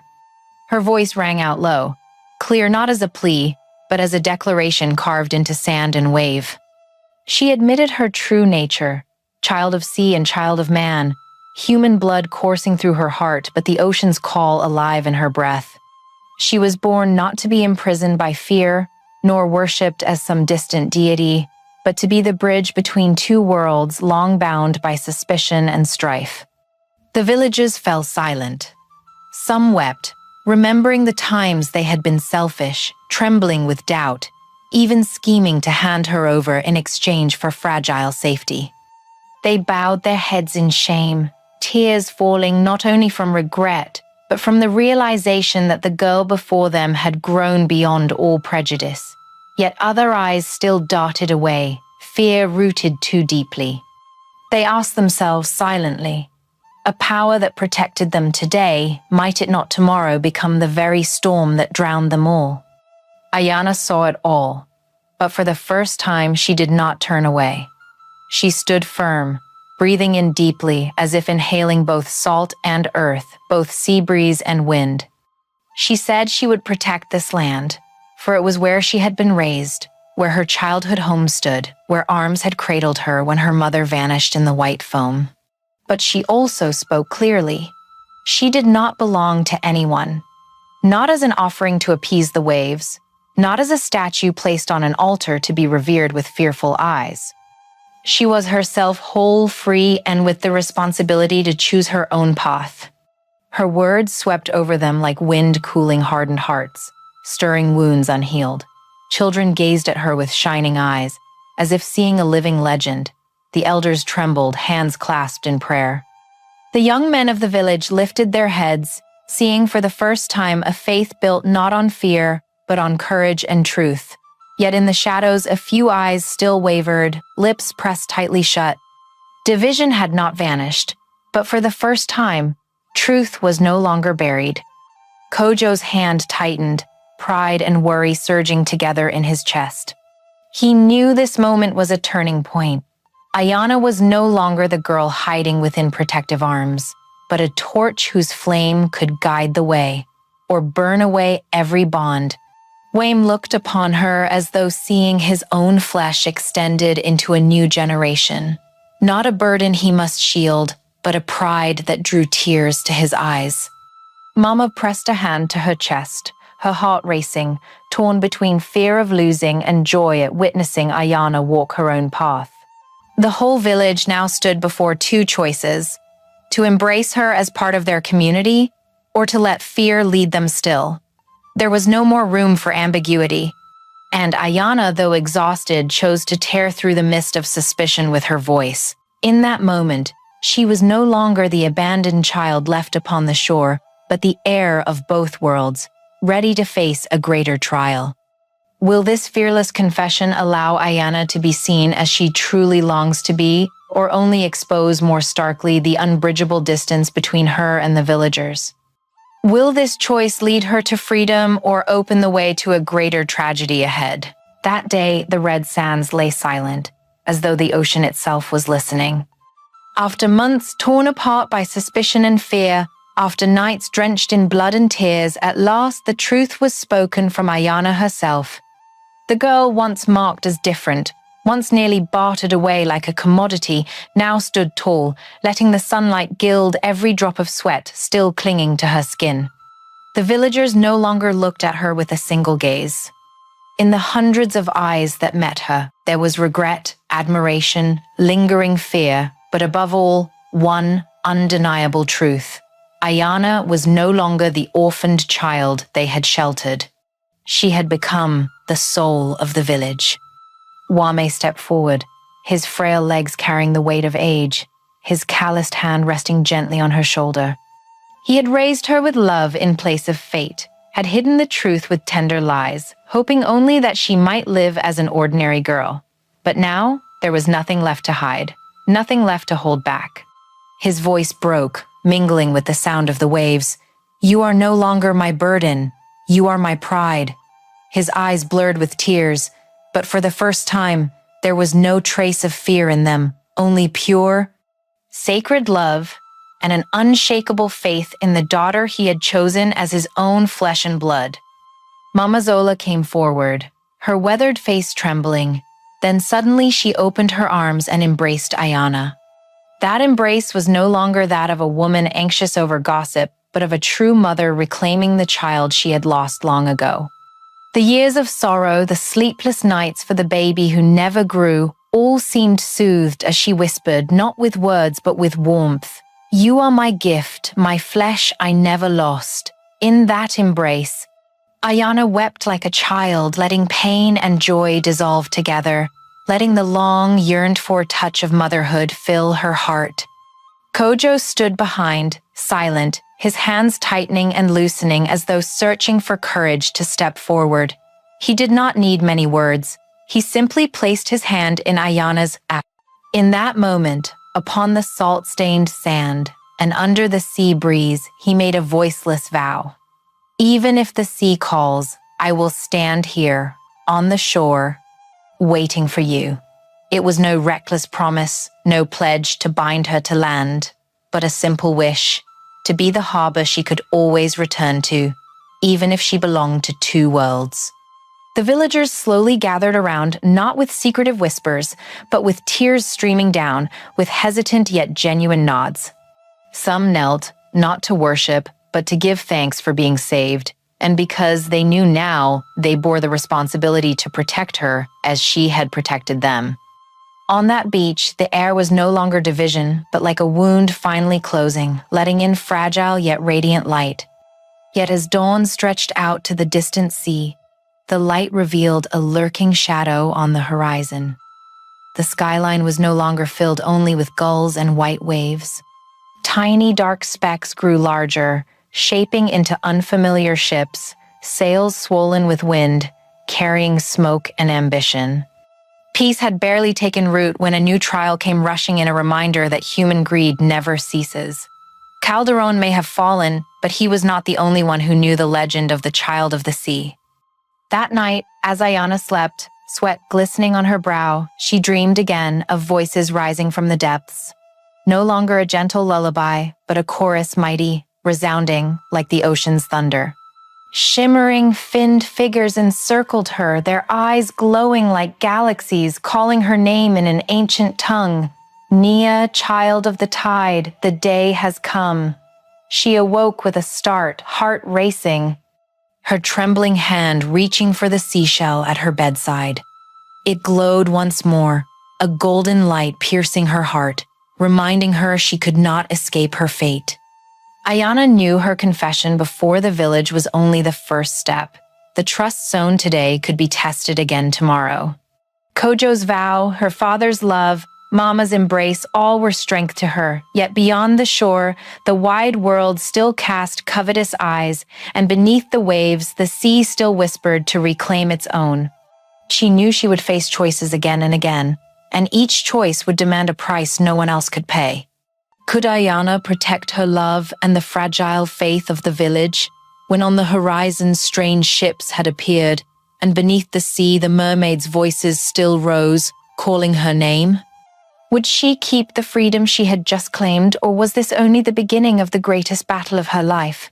The sea calmed after days of fury, yet within every heart still echoed the remnants of both fear and hope.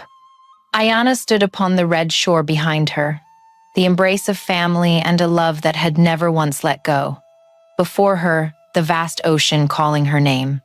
The trust newly built within the village was as fragile as a seashell easily broken, but the eyes of Wame, Mama Zola, and Kojo affirmed one truth: she was no longer alone. And yet, far offshore, the silhouettes of unfamiliar ships still rose and fell with the waves, like blades poised to pierce the veil of peace so newly mended. And in her dreams, the songs of the mermaids surged relentlessly, like a hymn foretelling a trial greater than any before, where Ayana must answer the ultimate question. Would she choose to become the bridge between two worlds, or be dragged under by the very power coursing through her veins? Ayana's story reminds us, at times, what makes us different is not a burden, but a gift. Only when we dare to face fear and doubt do we discover the true strength to love, to protect, and to heal. And now, I want to hear from you, my dear audience. If you were Ayana, would you choose the land with its familiar love, or the deep sea with its mysterious destiny? Leave your thoughts in the comments below. And don't forget to like and subscribe so you won't miss part 4, where the untold secrets will begin to surface. Who knows? Perhaps it is you who will help shape the next chapter of this legend.